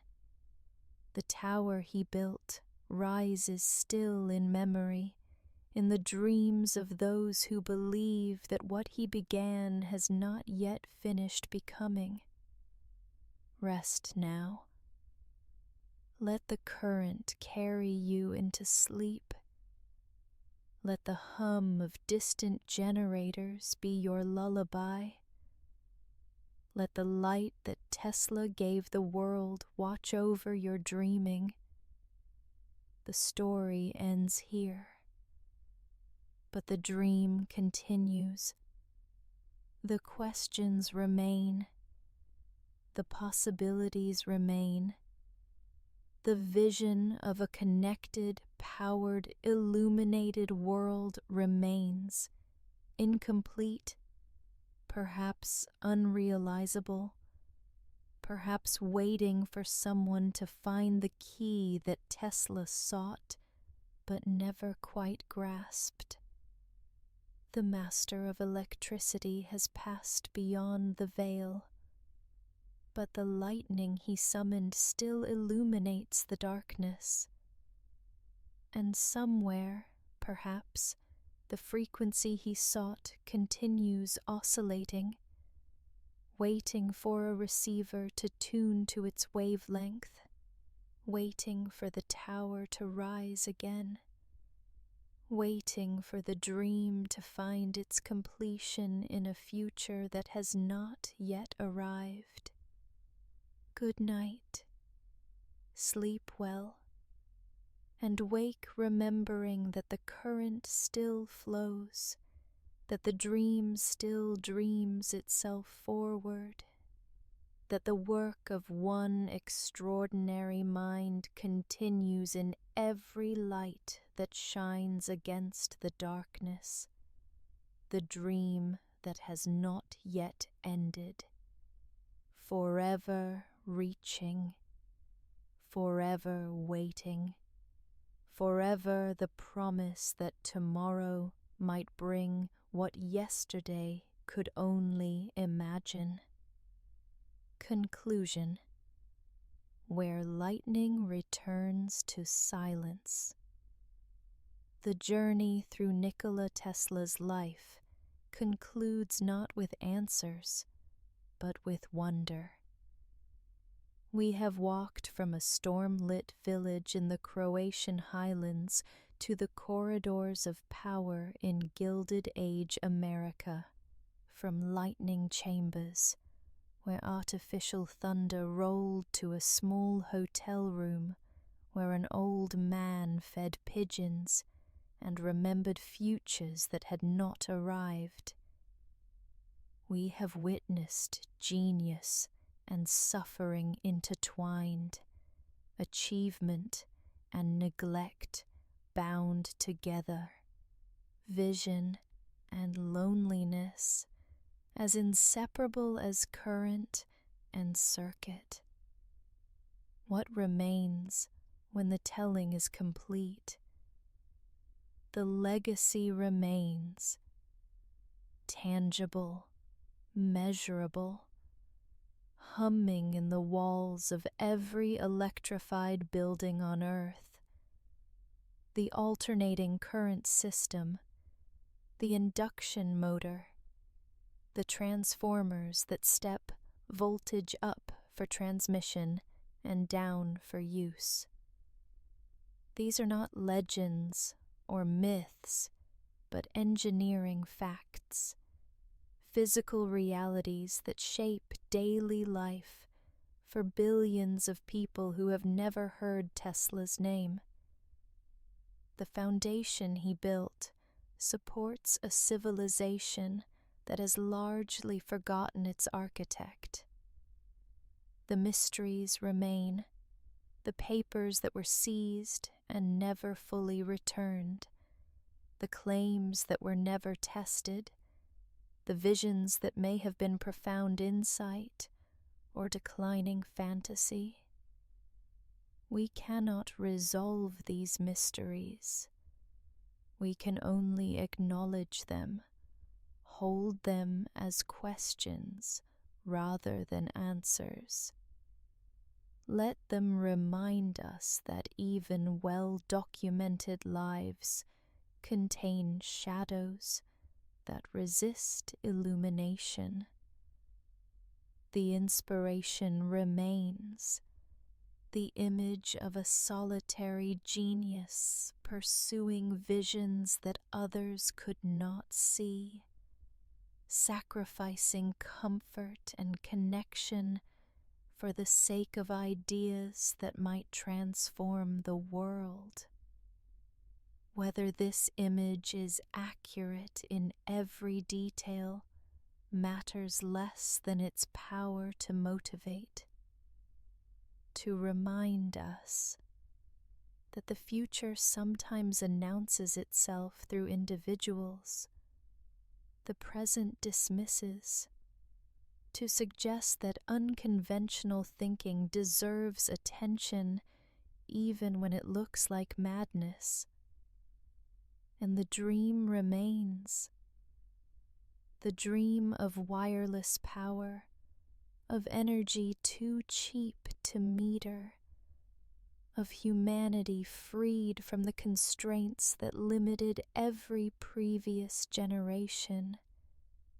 The dream may prove impossible, or it may simply be waiting, like so many of Tesla's predictions, for technology to catch up with vision, for someone to find the key that unlocks what Tesla imagined but could not quite complete. As sleep approaches, as consciousness dims toward the stillness where dreams begin, we carry Tesla with us, not as a saint without flaw or a madman without merit, but as something more complex and more valuable, a human being who reached further than most, who saw more clearly in some dimensions and more confusedly in others, who gave gifts that transformed civilization and who received in return loneliness, poverty, and forgetting.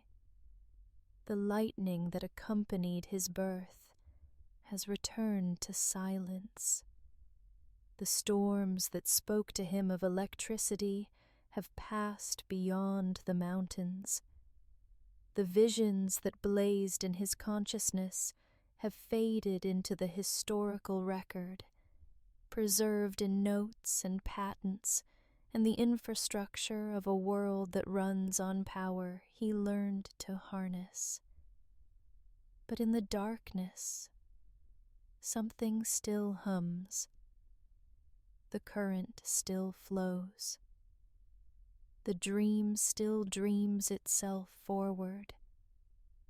And somewhere, perhaps, in a laboratory not yet built, with technology not yet invented, someone will complete what Tesla began, will tune to the frequency he sought, will establish the resonance he imagined, will bring to fulfillment the vision that came complete to a young man in a Budapest park that consumed the decades of his life, that outlived him and continues reaching toward tomorrow.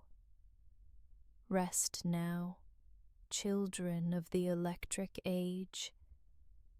Rest in the light that Tesla's work provides. Dream of towers rising, of currents flowing, of connections spanning distances that once seemed impossible.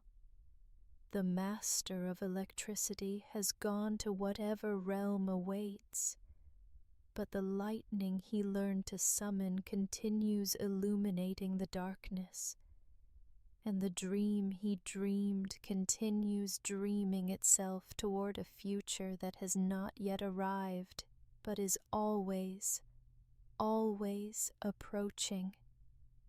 Good night. The current will watch over you.